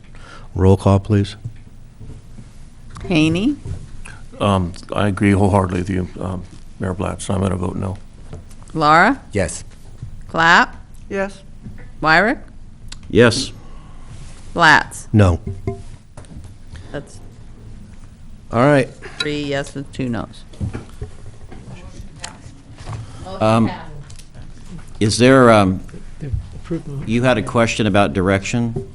As I understand it, the motion was 3-2, Right, which would mean that the resolution was adopted as written. as written, which means enforcement is suspended February 1st. The fine is $500 per violation, and the direction to myself, the city manager, and the remainder of the city's team is to begin enforcement of that, starting with administrative citations based on, of course, available resources. Okay, you mentioned a first step of warning letters. I asked that as a question. I'm going to suggest that you start with that. And I don't know what the rest of council feels like, but That wasn't the proposal, though, was it? No, I understand that. Does anyone want to make a motion for a reconsideration? No. Okay. No wind down time? That's outrageous. The other, So let me just comment. Mayor, could I make a comment? Yes, Mr. Clark, please be quiet. So our normal procedure with code enforcement on any item is to start with a warning. So typically, we would start with a warning. If we don't get a response within a reasonable time, then we would escalate to the next steps. So we could just do that based on that being our normal practice, or if you want to give us direction through a separate motion to do something like that, that would be fine too. Mr. Summers, can we make a separate motion with regard to the issue of a warning letter, wind down time, or do we have to reconsider the first motion? I think that because that would be direction on how to prioritize enforcement of the now lifted suspension, it could be a separate motion. Okay. And additionally, the broader discussion of which available enforcement tools should be utilized could also be added to his future agenda. Both, or one or both of those things could happen. So it's not out of order to make a suggestion, make an emotion then along those lines. Yes, that would be Right, fine. And I'm going to take a stab at a motion. But I just want to make sure that we're not in conflict with the effective, with the original motion. This is not going to be in I'm not conflict, because saying we that. haven't. I'm not going to be, I'm going to try not to be, Okay. all right? And I'll be told if I am. All right. I'm going to preface my motion by saying the notice to the community was November 17th of 15, that this enforcement was going to be lifted. That was the first time council voted for for this date. However, I am going to make a motion that the enforcement actions be limited to warning letters for the next 4 months. Is there a second? I'll second. Okay. Any further discussion? No? Roll call, please. Haney, Yes. Laura, Yes. Clapp, No. Wyrick, Yes. and Blatt. Yes. Motion passes. All right, anything else we need to do on this item? The only other thing the council should consider is whether you would want a broader discussion of enforcement options, practices, approaches to be brought to the council for discussion At a later date? at a later date. And perhaps the direction could be bring it back in, say, 2 months after we're halfway through the warning letter period. Okay. I am in favor of that. And I'm in favor of that for two reasons, is I think we ought to look at it halfway through, and I also want the public to be able to give us some input. And we really had more input tonight about whether we were going to pass this motion or, pass the resolution on what we'd already voted on the last time than it was really on the implication of the enforcement.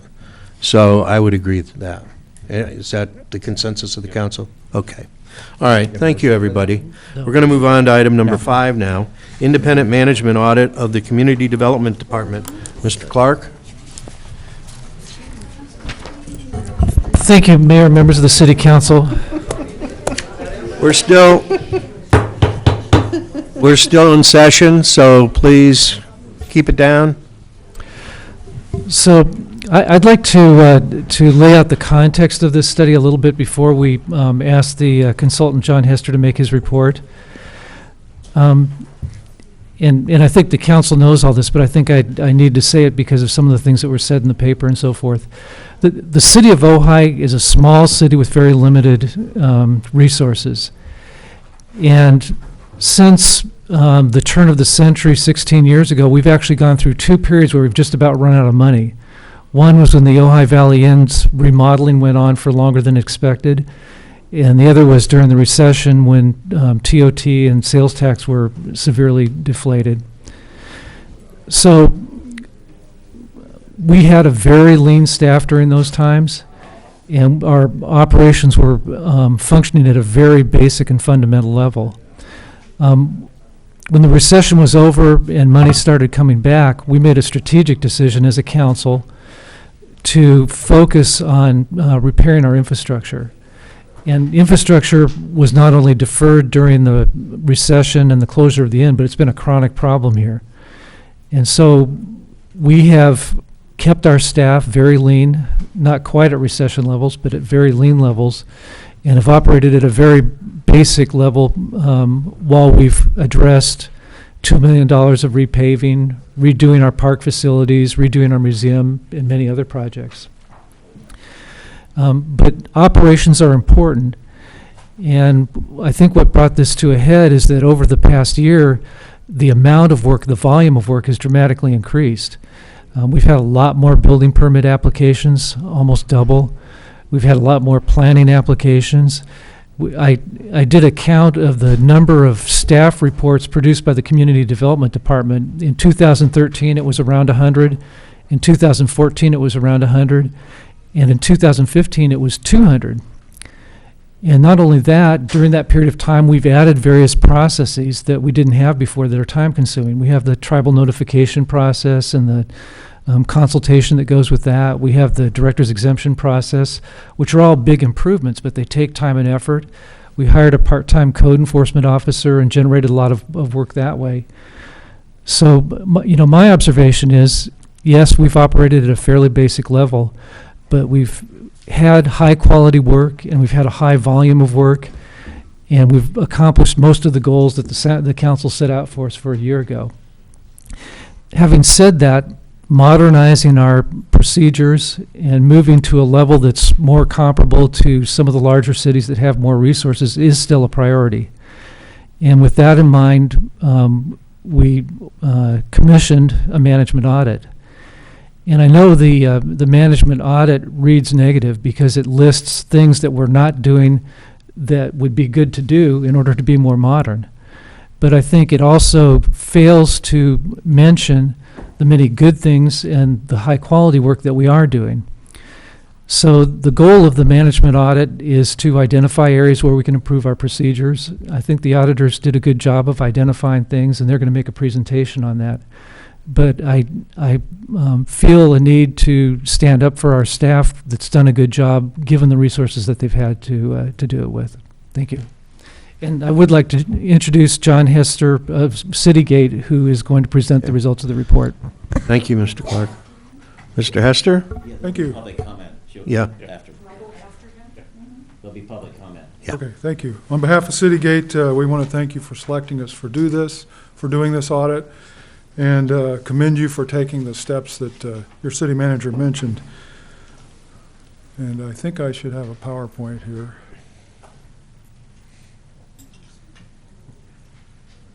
I'll go ahead and. Well, let's get it out. I don't know why this TV won't go on. This one's on. There you go. There you go. You had to clip the back end. You were an antenna there, city attorney. Multitasking. You received the signal. Was that my favorite motion?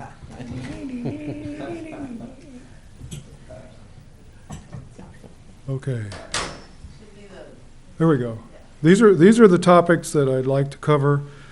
Each topic reflects basically a section in the report. I know you all have had that and had time to look at it. Okay. Sorry, this takes a little slower. First of all, start with the assessment.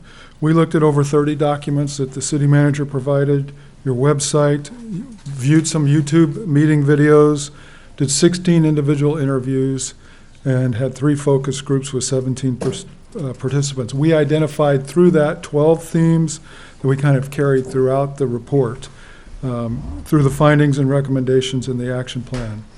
The first section that I want to talk about is best practices, and we were asked, what are the best practices, and to describe where you are relative to those. So we wouldn't expect you to be at the best practices right now. So that's part of what's going on there. The findings and recommendations are what I'll present in more detail. I won't get into a lot of detail because you've all seen and read the report. The action plan is the most important part because that has relative priorities, relative resource requirements, and essentially it is where we say adios and you turn it over to your city manager and community development director to make it happen. So the key points that I want to make as I go through this, and I think your city manager already attempted to do that, is Ojai is changing. It's continuing to change. It's a new demographic, different demographic, newer investors. We heard that over and over, and you've started doing new things like zoning checks on business licenses and things like that. The other key point is no one that we talked to was happy with the status quo. They want to improve. So I just think that's important. Now let me just go through these themes very quickly for you. First of all,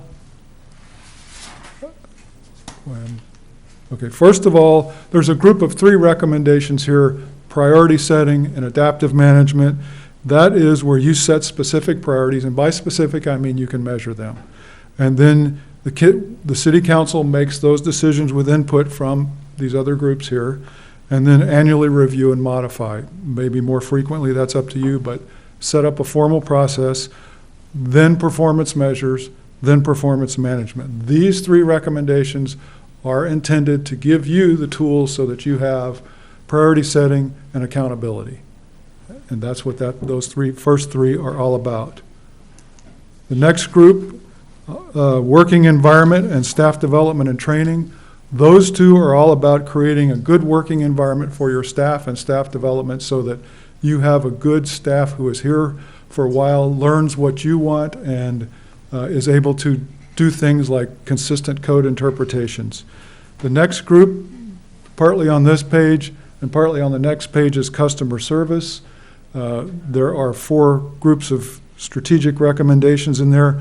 Very important on customer service, we think, is you establish a user group, and that's in your city manager's report. We've already talked about that. That is where we think more you get day-to-day customer input. One of the first things we think that group should work on with your city manager is documentation. I won't read you the quote that's up there from W. Edwards Deming, but you have to have a process. You can't just make it up as you go. Now, I'm not saying you've done that, but you have to have a process that's documented that everybody can see. And you should have things like flow charts, frequently asked questions, checklists, all those things that are in our report to you. These other 2 items, the next 2 items, the website and the permit tracking, those are both things that you can move into and get more and more sophisticated over time. We think those 2 are also important parts of customer service. And then the last group, I will call, not the last group, but the third group, I would call market and private development decision-making process. That is around office space, support from other departments, and revenues. Those are all things that you need to make sure that your department functions well. We also did an organizational staffing analysis. Your city manager provided us with the data he just described. Essentially, your building permits went up 84%, your planning cases went up 73%, your code cases went up from approximately 100 to 400. That's 300%. Your staff's gone up 30. That's pretty easy to point out. So we are recommending that on the planning side, you add 2 positions. One is filling the vacant position, another one to do discretionary things like implement some of these. Whether that's a full-time position or a contract position or a consultant, that's really up to you all, but we think you need to put some resources there. On your building side, just to make sure that I get this on the record, that's handled by contract, as you all know. No issues were identified from all of the research and people we talked to with the building function. We know that your city manager is now in the process of working on that contract, renewing that contract. So moving forward, I know I went through those quickly, but moving forward, what we recommend is the specific follow-up here is that, and there's a table starting on page 41 of an action plan is there, and we've identified priorities 1, 2, 3, and relative resource requirements.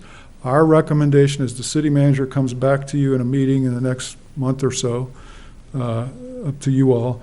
And at that meeting, before he comes to that meeting, but after tonight, he works with this customer service group, identifies the priorities, and comes back and gives you specific recommendations on what of those number one high priority actions you're going to implement and when they're going to be done. And that's comes back to you, and then you move forward implementing. I'd like to make a few closing points because I know it's late at night, but I think it's important. Welcome to the experience. My pleasure. First is, I want to thank the city manager for setting up the meetings he did, the focus groups, providing the information he did that made our work a lot easier. As the report states, the city's in a changing period, getting more sophisticated, more complex, demand for services are going up, so need to make improvements is expected. We commend you for deciding to do that. Some places see a problem and stick their head in the sand. You all have said, you know what, we can improve this, so we're trying to. That's commendable. In 25 years of Citygate doing this, we've seen worse, we've seen better, bigger challenges, lesser challenges, but we think this is nothing that can't be handled if you take the recommendations we have in there. Put those systems in place. What we've provided for you is a set of tools and roadmap for how you can make all of this work regardless of who's sitting in your seats and your staff seats. And so again, we'd like to thank you for the opportunity to do this and to present this report. Happy to answer any questions. I hope I didn't go too fast on that. Thank you very much. Do we have any questions? No? All right. Thank you very much. I do have a couple of speakers cards. The first one is Christine Golden.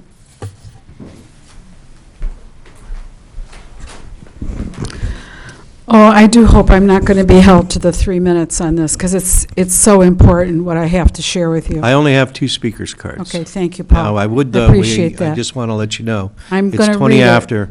I and know. I would It's like to past get to my the next bedtime, action. too. Okay.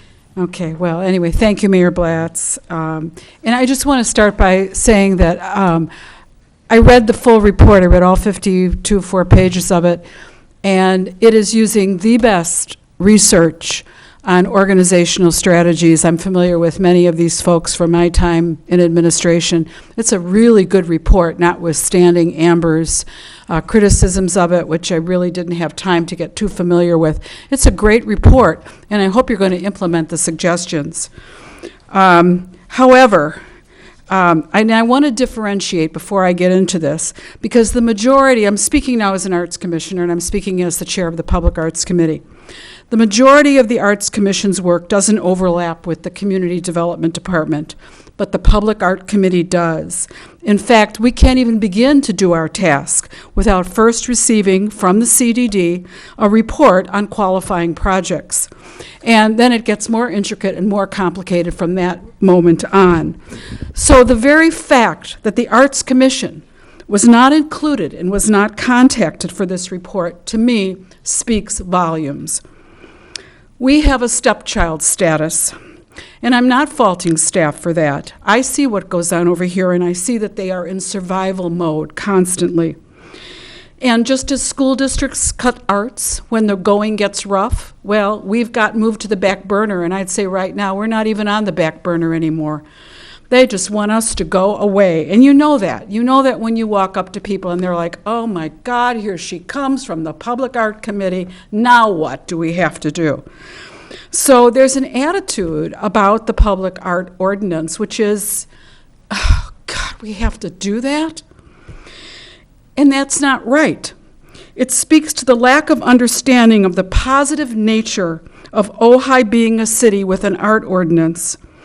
And the issues that we have with the art ordinance can be traced back time and time again to a, I'm sorry to have to say this in front of you in the public, but it's a rather cavalier and self-serving interpretation of the ordinance in order to get the matter off the desk and not upset the developer.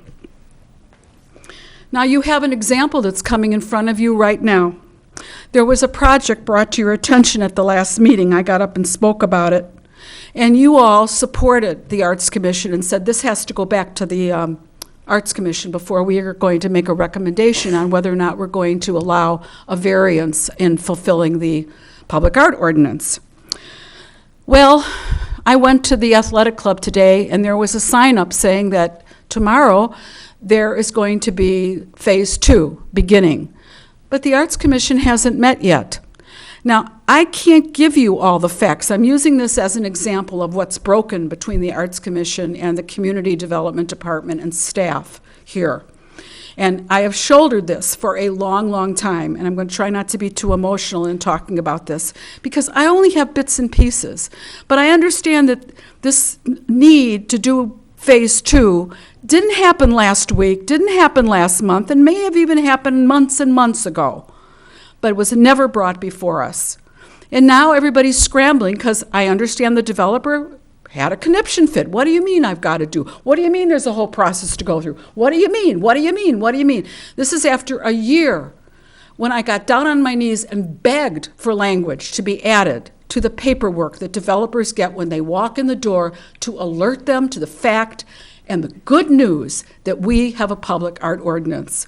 But it took a year for it to happen. Finally it happened, and quite frankly happened because I bumped it up. I did one of those carbon copies to Rob Clark, and then the next day it happened. After a year, I waited for that to happen. So here we go.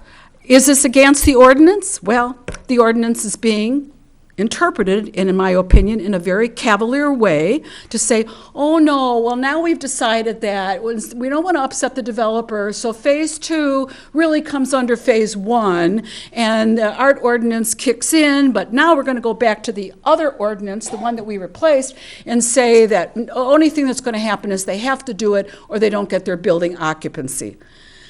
This is so wrong, and it needs to, somewhere in this report, has to be an opportunity for the Arts Commission also to do the same thing that the Planning Commission and the BAB, the Building Appeals Board, and the Historic Preservation Committee are all in that report, is having a time to set priorities and goals with the Community Development Department and really with all staff. We really interface with all this. The Public Art Committee does, not the rest of the commission, but the Public Art Committee does.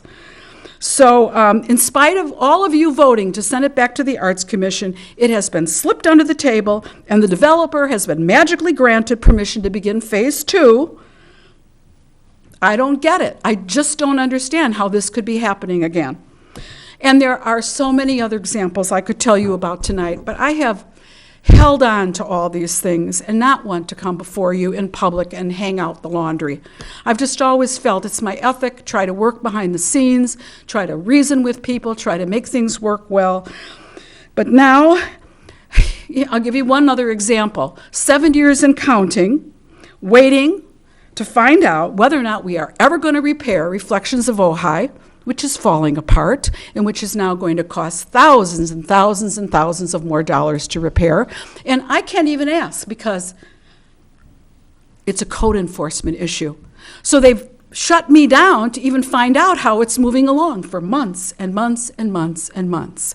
There is a problem between staff and the Public Art Ordinance and the Public Art Committee and the Committee to Approve Public Art that is not addressed in this report.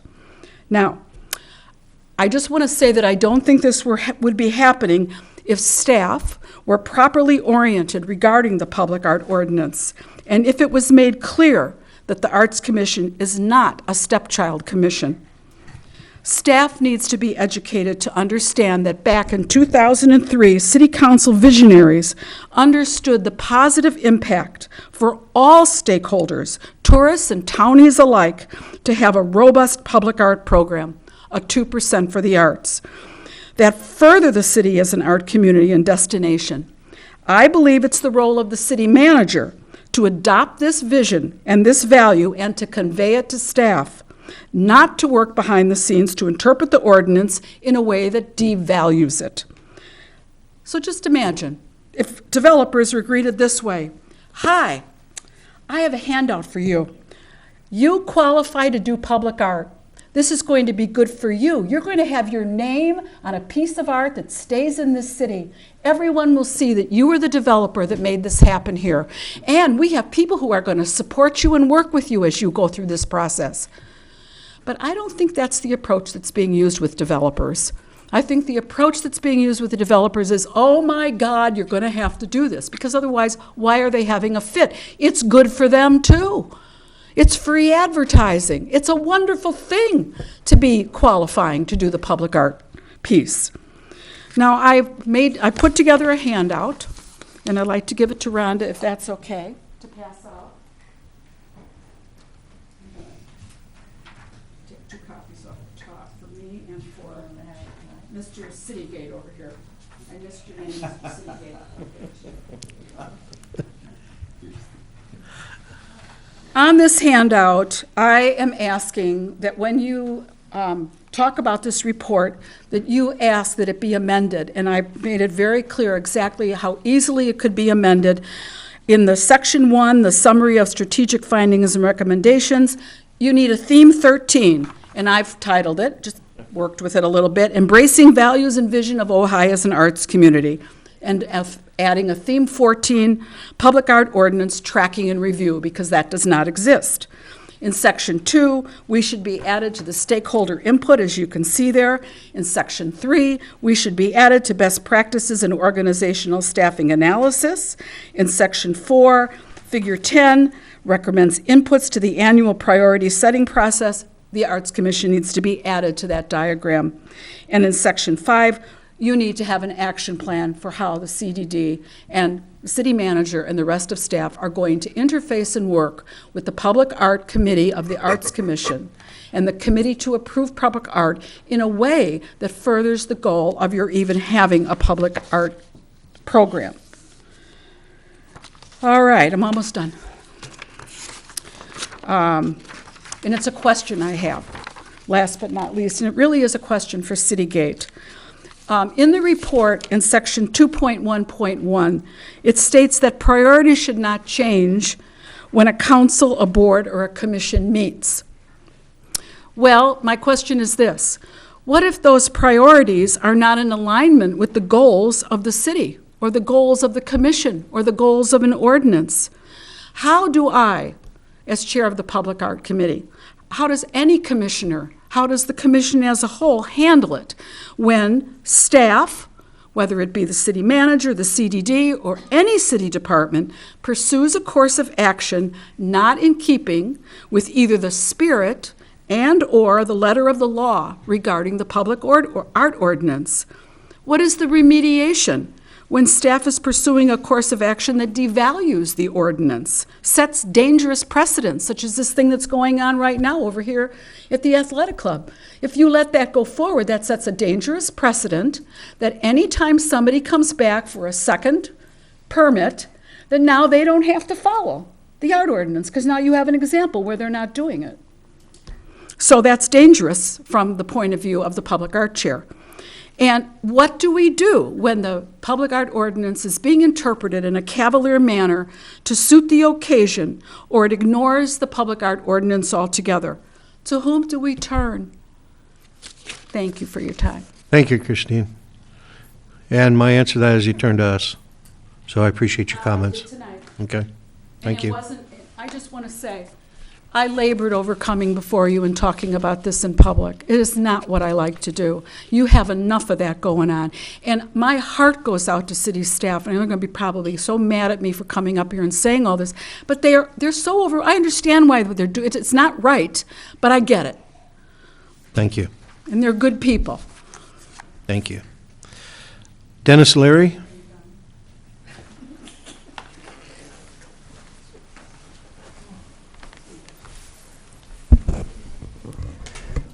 Are we having fun?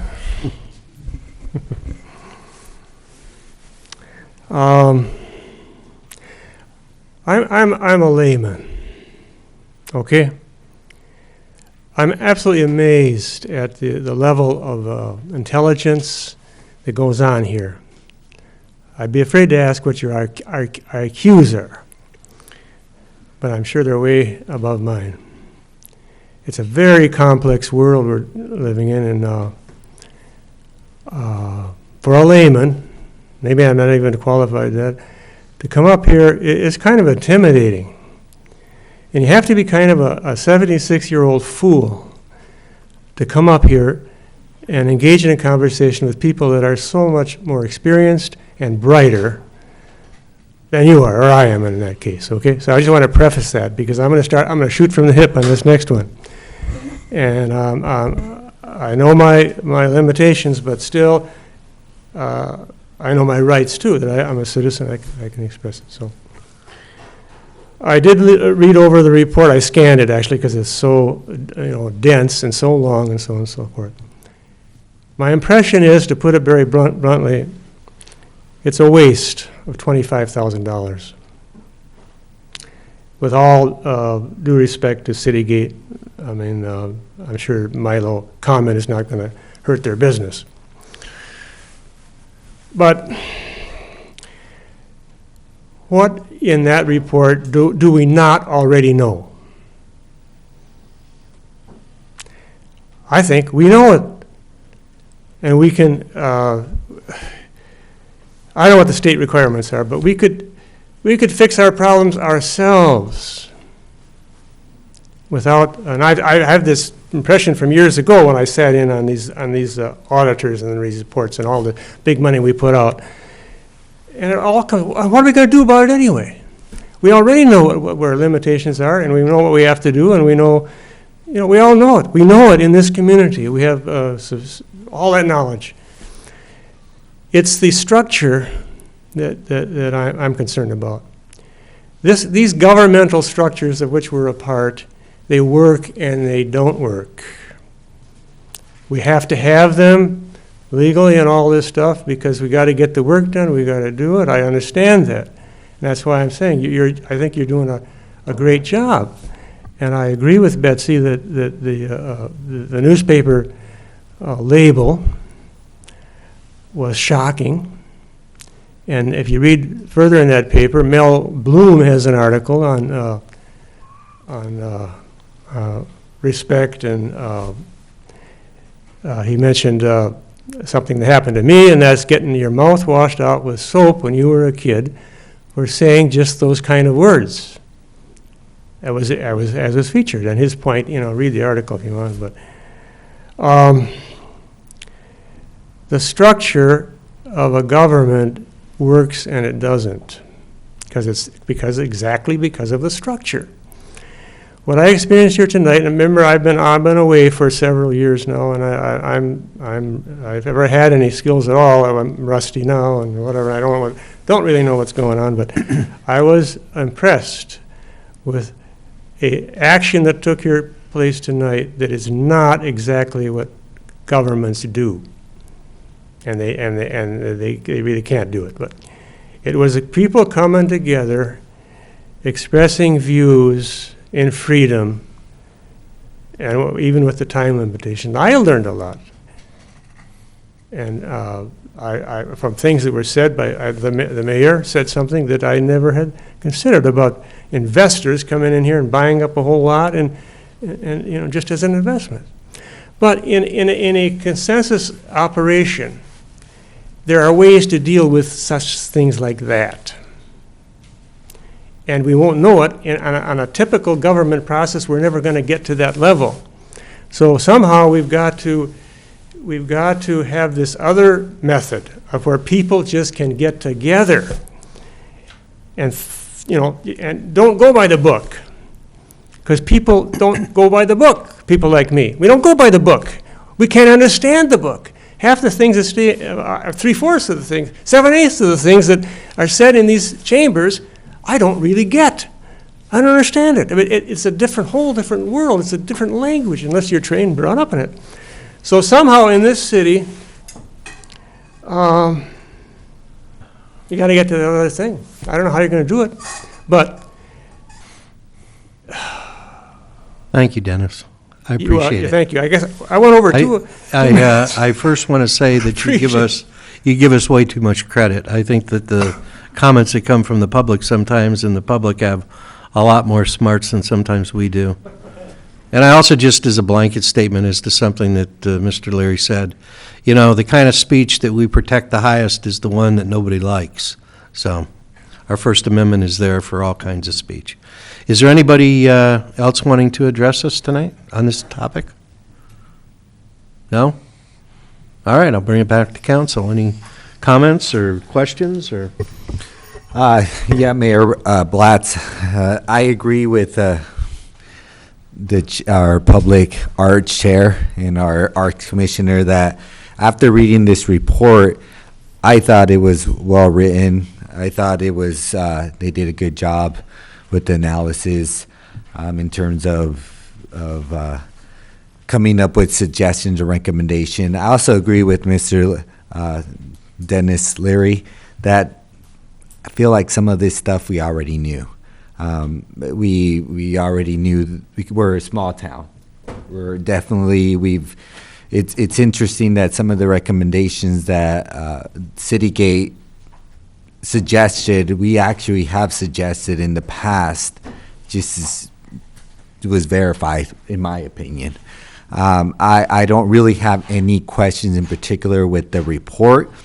I have more of questions of how we want to implement the recommendations, because in my opinion, there's specific numbers that I agree with Citygate that are low, which means that they don't cost too much. They're easy to implement.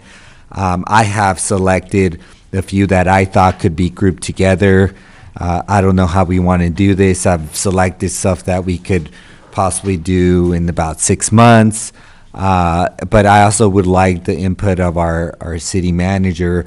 There are a couple that I think that we need to adjust in terms of the responsible parties, but it is a lot of recommendations. It's 3 or 4 pages of recommendations, so I don't know if we want to go through all of them. But it was interesting to hear Christine talk about the public art, because in my opinion, when I read the report, they said that they interviewed the chairs of the commissions and the Building Appeals Board. So it was a shock for me to hear that the chair of the Arts Commission was an interview, because the first thing that came into mind was public art. So I assumed that with some of these recommendations, the public art policy was going to be included in, for example, developing checklists. So for myself, I assume that, but it's up to the council whether we want to get into the details, or do we want to hear a recommendation from our SAFA what to implement. Mayor Pro Tem Wyrick? I don't want to get into details right now. All right, I think that it's a lot to digest, and it's not appropriate venue for that right now. I would like to ask the author a question. Do you have a protocol? I mean, if I'm referring to page 32, where you have the inputs into City Council priorities, and you list Building Appeals Board, Historic Preservation Commission, Planning Commission, staff, and public. If you're, what your protocol is, if you feel that perhaps something was missed. And whether, if you do think something is missed in terms of there's no arrow there from indicating the fact that the Arts Commission does interact with the CDD. I'm not telling you what you should write, but whether or not, if you think something is missed, there should be an addendum to the report. I think that if you all want to direct the Arts Commission or anybody else, the concept here was that instead of each group giving priorities to the staff, they put their priorities together, and they come to you all as the council, right, who are at the top of the heap, so to speak. Right. And you all say, based on input from as broad a net as we can cast, here's what we want you to work on next year. That's the concept. So, yeah, of course, that's not exactly what I asked. Yeah. I asked if you feel like that maybe there was an interaction and some information that you didn't get. We interviewed the commission chairs that were scheduled for us by the city manager. Right. And I'm just asking if you have a protocol, if you feel like something important was missed about doing an addendum to the report. You're generating another report? No, not another report, no. Oh, just attaching her sheet or something like that? Yes. Sure. It's your report now. You can do with whatever you want to do Okay. with it. All right. I guess I got sort of an answer. Any other comments? I have one more. Yes. Christine, in 206, I think we were getting ready as a family to develop some property here in town, and we did meet the threshold of the art requirement, and it was interesting. I said to myself, "Say what? You know, I got to do what?" Because it clearly wasn't explained to us. It really wasn't. It really, and I'm not faulting anybody. I'm just saying, it just wasn't. It just wasn't a part of the message, and then all of a sudden, you start reading into it, and it's like, oh my God. So as a landscape contractor, I'm thinking of this, incredibly beautiful water feature I'm going to build on my property, and that didn't qualify. So I think it's that old saying, it's not what you say, it's how you say it. So I think it really needs to be expressed more clearly. So I agree with you on that. Getting back to Citygate, I think you did an outstanding job. It clearly identifies a lot of weaknesses, doesn't clearly state a lot of strengths, but it does demonstrate that we have a lot of work ahead of us. I would, if we were going to do anything with this report, what I would like to do is send it back to the city manager, have him take a look at the last 5 pages, and have Mr. Clark come back to us and prioritize what he sees through this report, and what he sees are the areas that he would like to champion first, and then let the council chew on that. One of the things that the report did say is that there's a tendency of being a little top-down versus a bottom-up, I think if that's the term. And so I don't want to tell Mr. Clark what to do. I want Mr. Clark to read this, evaluate it, meet with his staff, and come back to us and tell us exactly what he's going to do to achieve the success that we're looking for in this department. That's what I'd like to see. I agree with Councilman Haney with regard to that, and that is the recommendation of tonight is to have Mr. Clark come back to us with his proposed plan to implement the items which come out of this report. I do specifically, though, want to have Mr. Clark address the situation that Ms. Golden brought up with regard to the Arts Commission, and particularly the attitude and the way that we present the issue of public art to the applicants. So I would like that to be added. I want to thank Citygate. I thought you did an excellent job. I believe we all felt that there were issues in the Community Development Department. If we hadn't felt that way, we never would have expended the money for you to come in and provide us with the report.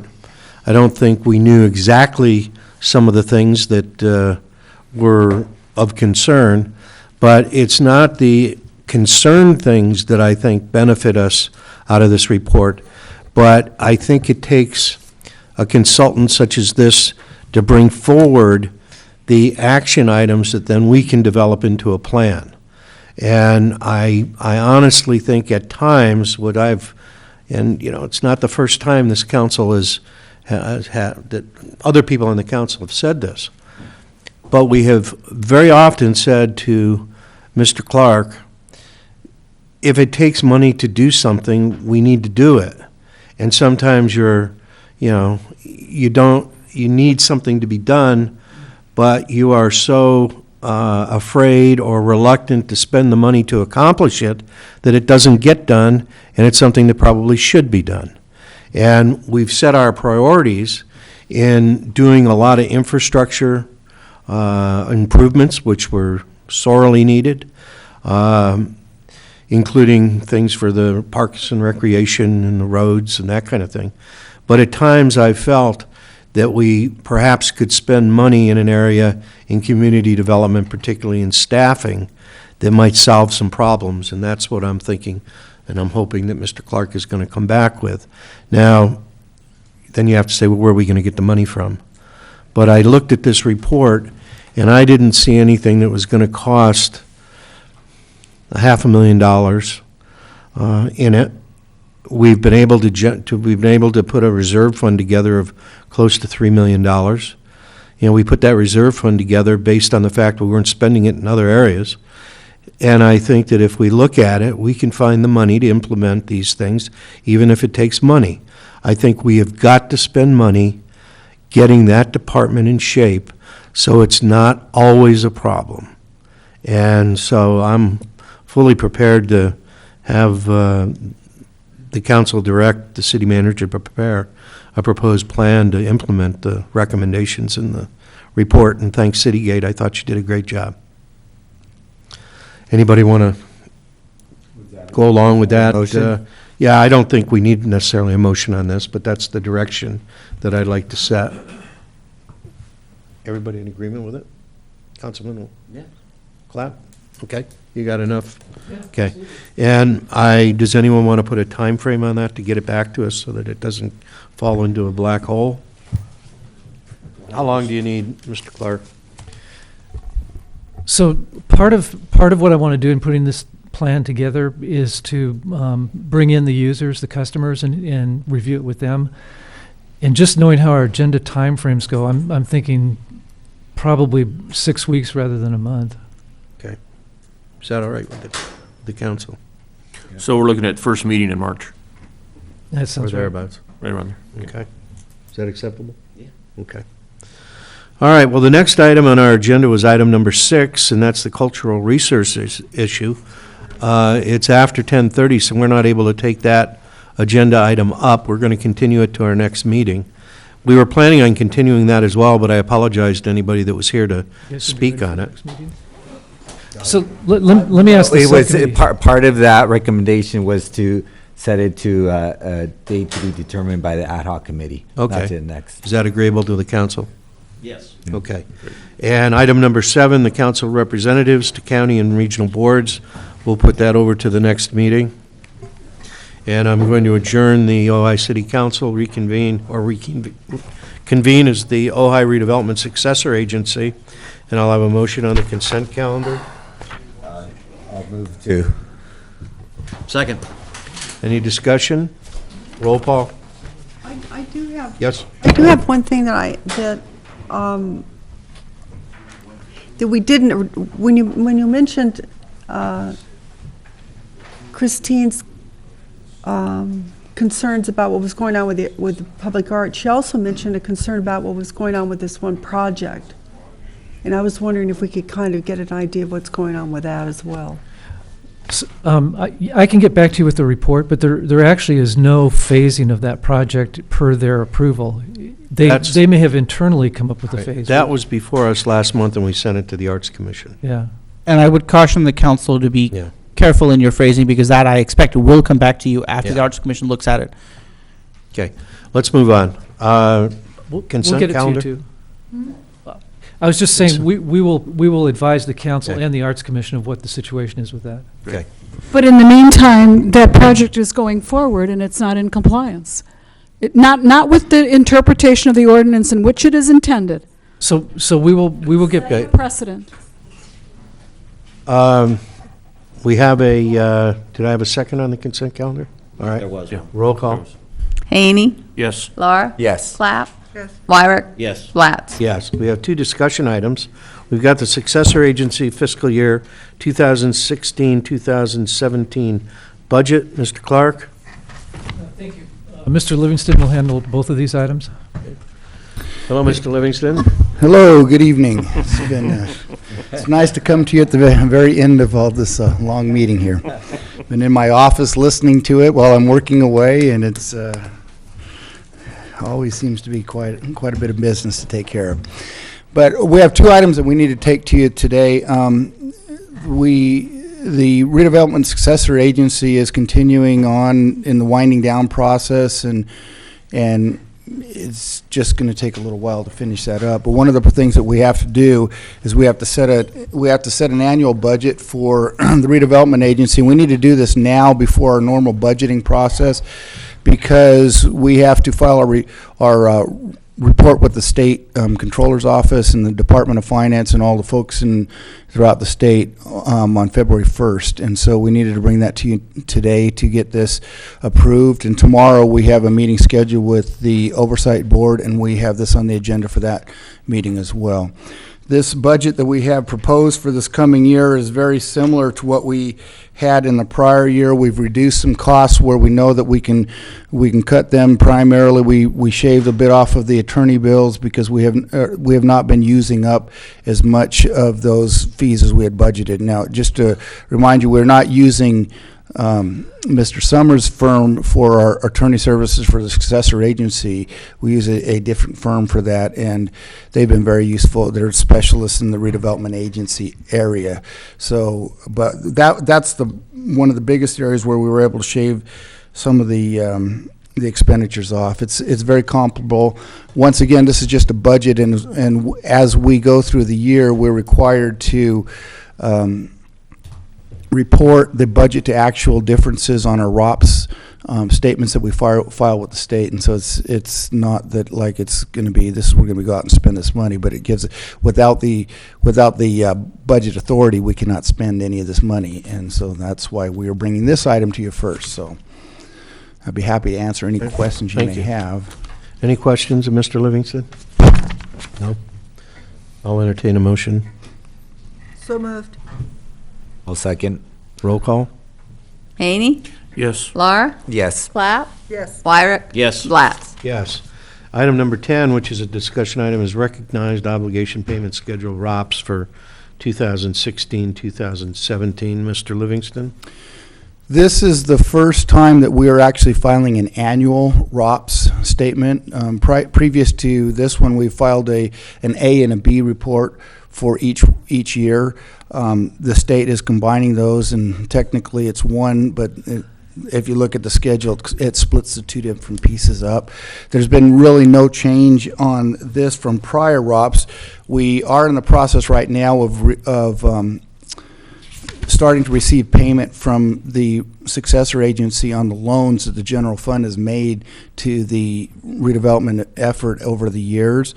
We received a portion of that, roughly $250,000 last year, and this year we're anticipating a $206,000 repayment of that loan, of which 20% will go to the housing fund that we have with the city. Other than that, we have our standard item with the lease agreement with the school district for the park and ride facility. The other items on there is we have claimed an administrative allowance of $144,000 of the $250,000 that's available. The Department of Finance is changing the methodology for that and starting to severely limit that, the amount of overhead that we can recuperate and the administrative costs. But we're in line with that. Actually, we've already been reducing the amount that we are charging to the redevelopment agency as we go forward, because there's no sense overbilling them for anything. We want to do what's right, and so we've been maintaining those costs at the level what is appropriate.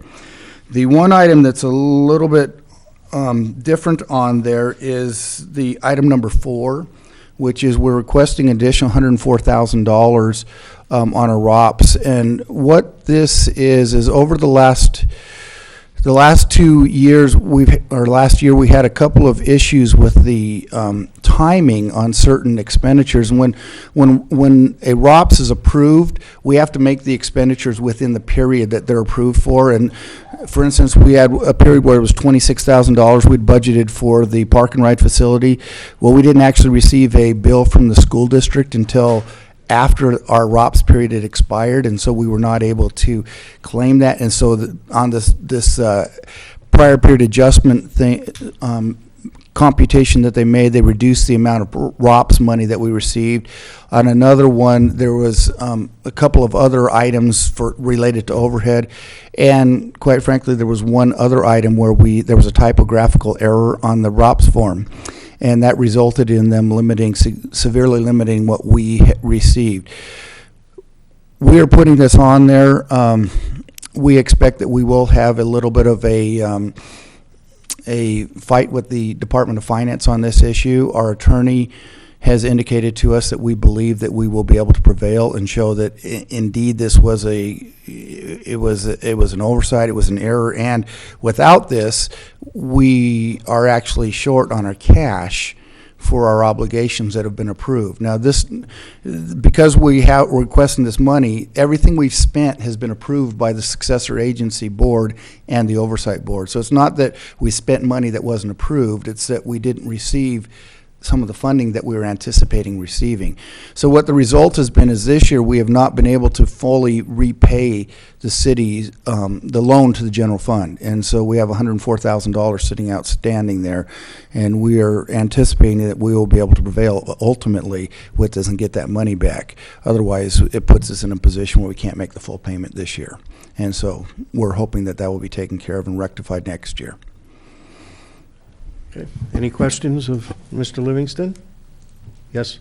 You got a flag in somebody have a flag in the computer to remind the school system in the future? You know, it's interesting because I actually... On your master calendar for the year? I have that because I called them up. They've had some turnover, as we know, Right. and, you know, Danny leaving, and then also the person who was doing it had some legal issues and is no longer with the school district. And so I have called them and put that on theirs, but I have little ticklers in my list. You don't want to depend on that. No. I have ticklers in my list that I need to remind them because it's an obligation we have, and so we need to... And it may cost us. Yeah, it may cost us. And Right. There's a risk of it costing us if we don't remind them in the future. Exactly. Be timely. Yes. Okay. Any other questions, comments? No? I'll entertain a motion. I'll move to adopt approving the ROPS 16-17 for the period of July 1st, 2016 through June 30th, 2017. Second. Okay. Roll call, please. Haney? Yes? Laura? Yes. Clapp? Yes. Wyrick? Yes. Blatt? Yes. I'm going to adjourn the Ojai Redevelopment Successor Agency and reconvene the Ojai City Council. A report of the city manager.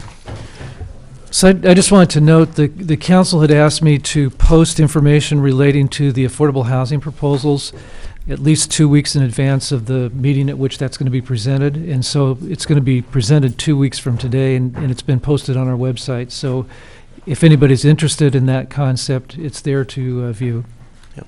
Thank you, and I just want to point out that people are seeing it, which is exactly what we wanted to have happen because we're getting feedback already. Yeah. I have a question of the city manager and Captain Kinney. I did happen to notice the article in the newspaper about the parking at the signal at the Shelf Road trailhead. Obviously none of us had, knew anything about that until it was in the paper. I wanted to I had a question about it. Are we, is this in public right-of-way where we're requiring parking permits? So actually, the city council did approve this program. So it's when? It's Before we were elected? I'd have to go back and check. Okay, let's put it this way. Since I was elected, I hadn't heard about it. We'll have to go back and... But the question still stands. Are we talking about permits on a public right-of-way? Yes. Okay. And the question I have is precedent. In other words, if we're saying at private homes, they can petition to have permits for parking on public right-of-way, what do we say to people that are say they're impacted by parking for farmers market, for example? Well, if they complain about that, I'm true. just asking for the decision principle involved that doesn't establish a precedent that causes us trouble in other situations. So when this was presented, we felt that that the excessive amount of parking in front of the homes from people who are using the trail justified it, and that was a unique situation in town. Okay. We do have one other permit parking area on Aliso that was approved in conjunction with the development of a building. But in our mind, this did not set a precedent anywhere else in town. Okay. Just I wonder, I don't remember providing this direction, and if I apologize, I just don't remember since being elected on this one. I believe it was before you were elected to the council, and the decision point that's created in the municipal code is with the chief of police, not the council. No, I understand that, but I And, did have, and as Mr. Clark noted, I doubt there will be many more of these. I just, I'm sorry. Can you explain that? So What there's. you mean by the municipal code? And Yes. I trust you 100%, but where would the police department have the ability to override the ability of the city council to write an ordinance? The city council wrote an ordinance some years ago that created the ability for permanent parking districts, residential preferential parking districts, to be created upon request of sufficient number of residents in the area, as approved by the police department. So prior council delegated that decision to the police chief. Certainly, of course, any council can change the code to delete that delegation of authority, or to adopt a policy that would set some standards for that delegation of authority. Any council could do either of those actions. Anything else? No? I would Mr. like to Summers? say something. Yes, hold on. I'm now accepting applications for all our commissioners. I have 3 openings on Historic Preservation Commission and 1 opening on Planning Commission. And then some terms will end in May. I haven't contacted those people yet, but for all, so if you know of anyone that's interested, please have them contact me. I had a clarification. I was rereading the commissioner manual, and there's a procedure in there. At the end of the term, you're supposed to contact anybody whose term is up and get a written response as to whether or not they want to be reappointed. So that's the procedure we're going to use. Well, no, that was changed by city council when Carlin and Carol Smith were still on the council, that even though they wish to be reappointed, they still have to go through the interview process. No, I didn't. Okay. I'm not saying that. So, There's a I thing in do the- contact them. There's something about if they Yeah. wish to be considered for reappointment so state in writing. Yes, they need to state that to Right, me in in writing. writing, so we know. So then we know. Yes. Okay. And you might add, when are those applications due by for the current current openings? I think I put the date as February 19th or 26th. Everybody Might submits be the applications. 26th, February 26th. So, and everybody submits applications, whether incumbents or not. Correct. Well, those are the applications for the 4 open positions, or are those also the applications for the terms up in May? All commissioners interested, continuing to serve, the ones that are up in May, and any openings need to submit an application. And what would be the schedule for advertising for those interested in? So the serving advertising, in any I of the just positions? submitted to the newspaper. It'll come out on Friday, next Wednesday, and the following Friday for February 26th submittal. If I don't receive any, then I'll continue to advertise. And then in the ad, it says interviews will be held sometime in April with appointments made in May. And that'll be for all the openings for expired Correct. terms. And how do we notify the existing commissioners that are up? I will notify them by letter. Okay. Mr. Summers, you have anything? Nothing further. Chief?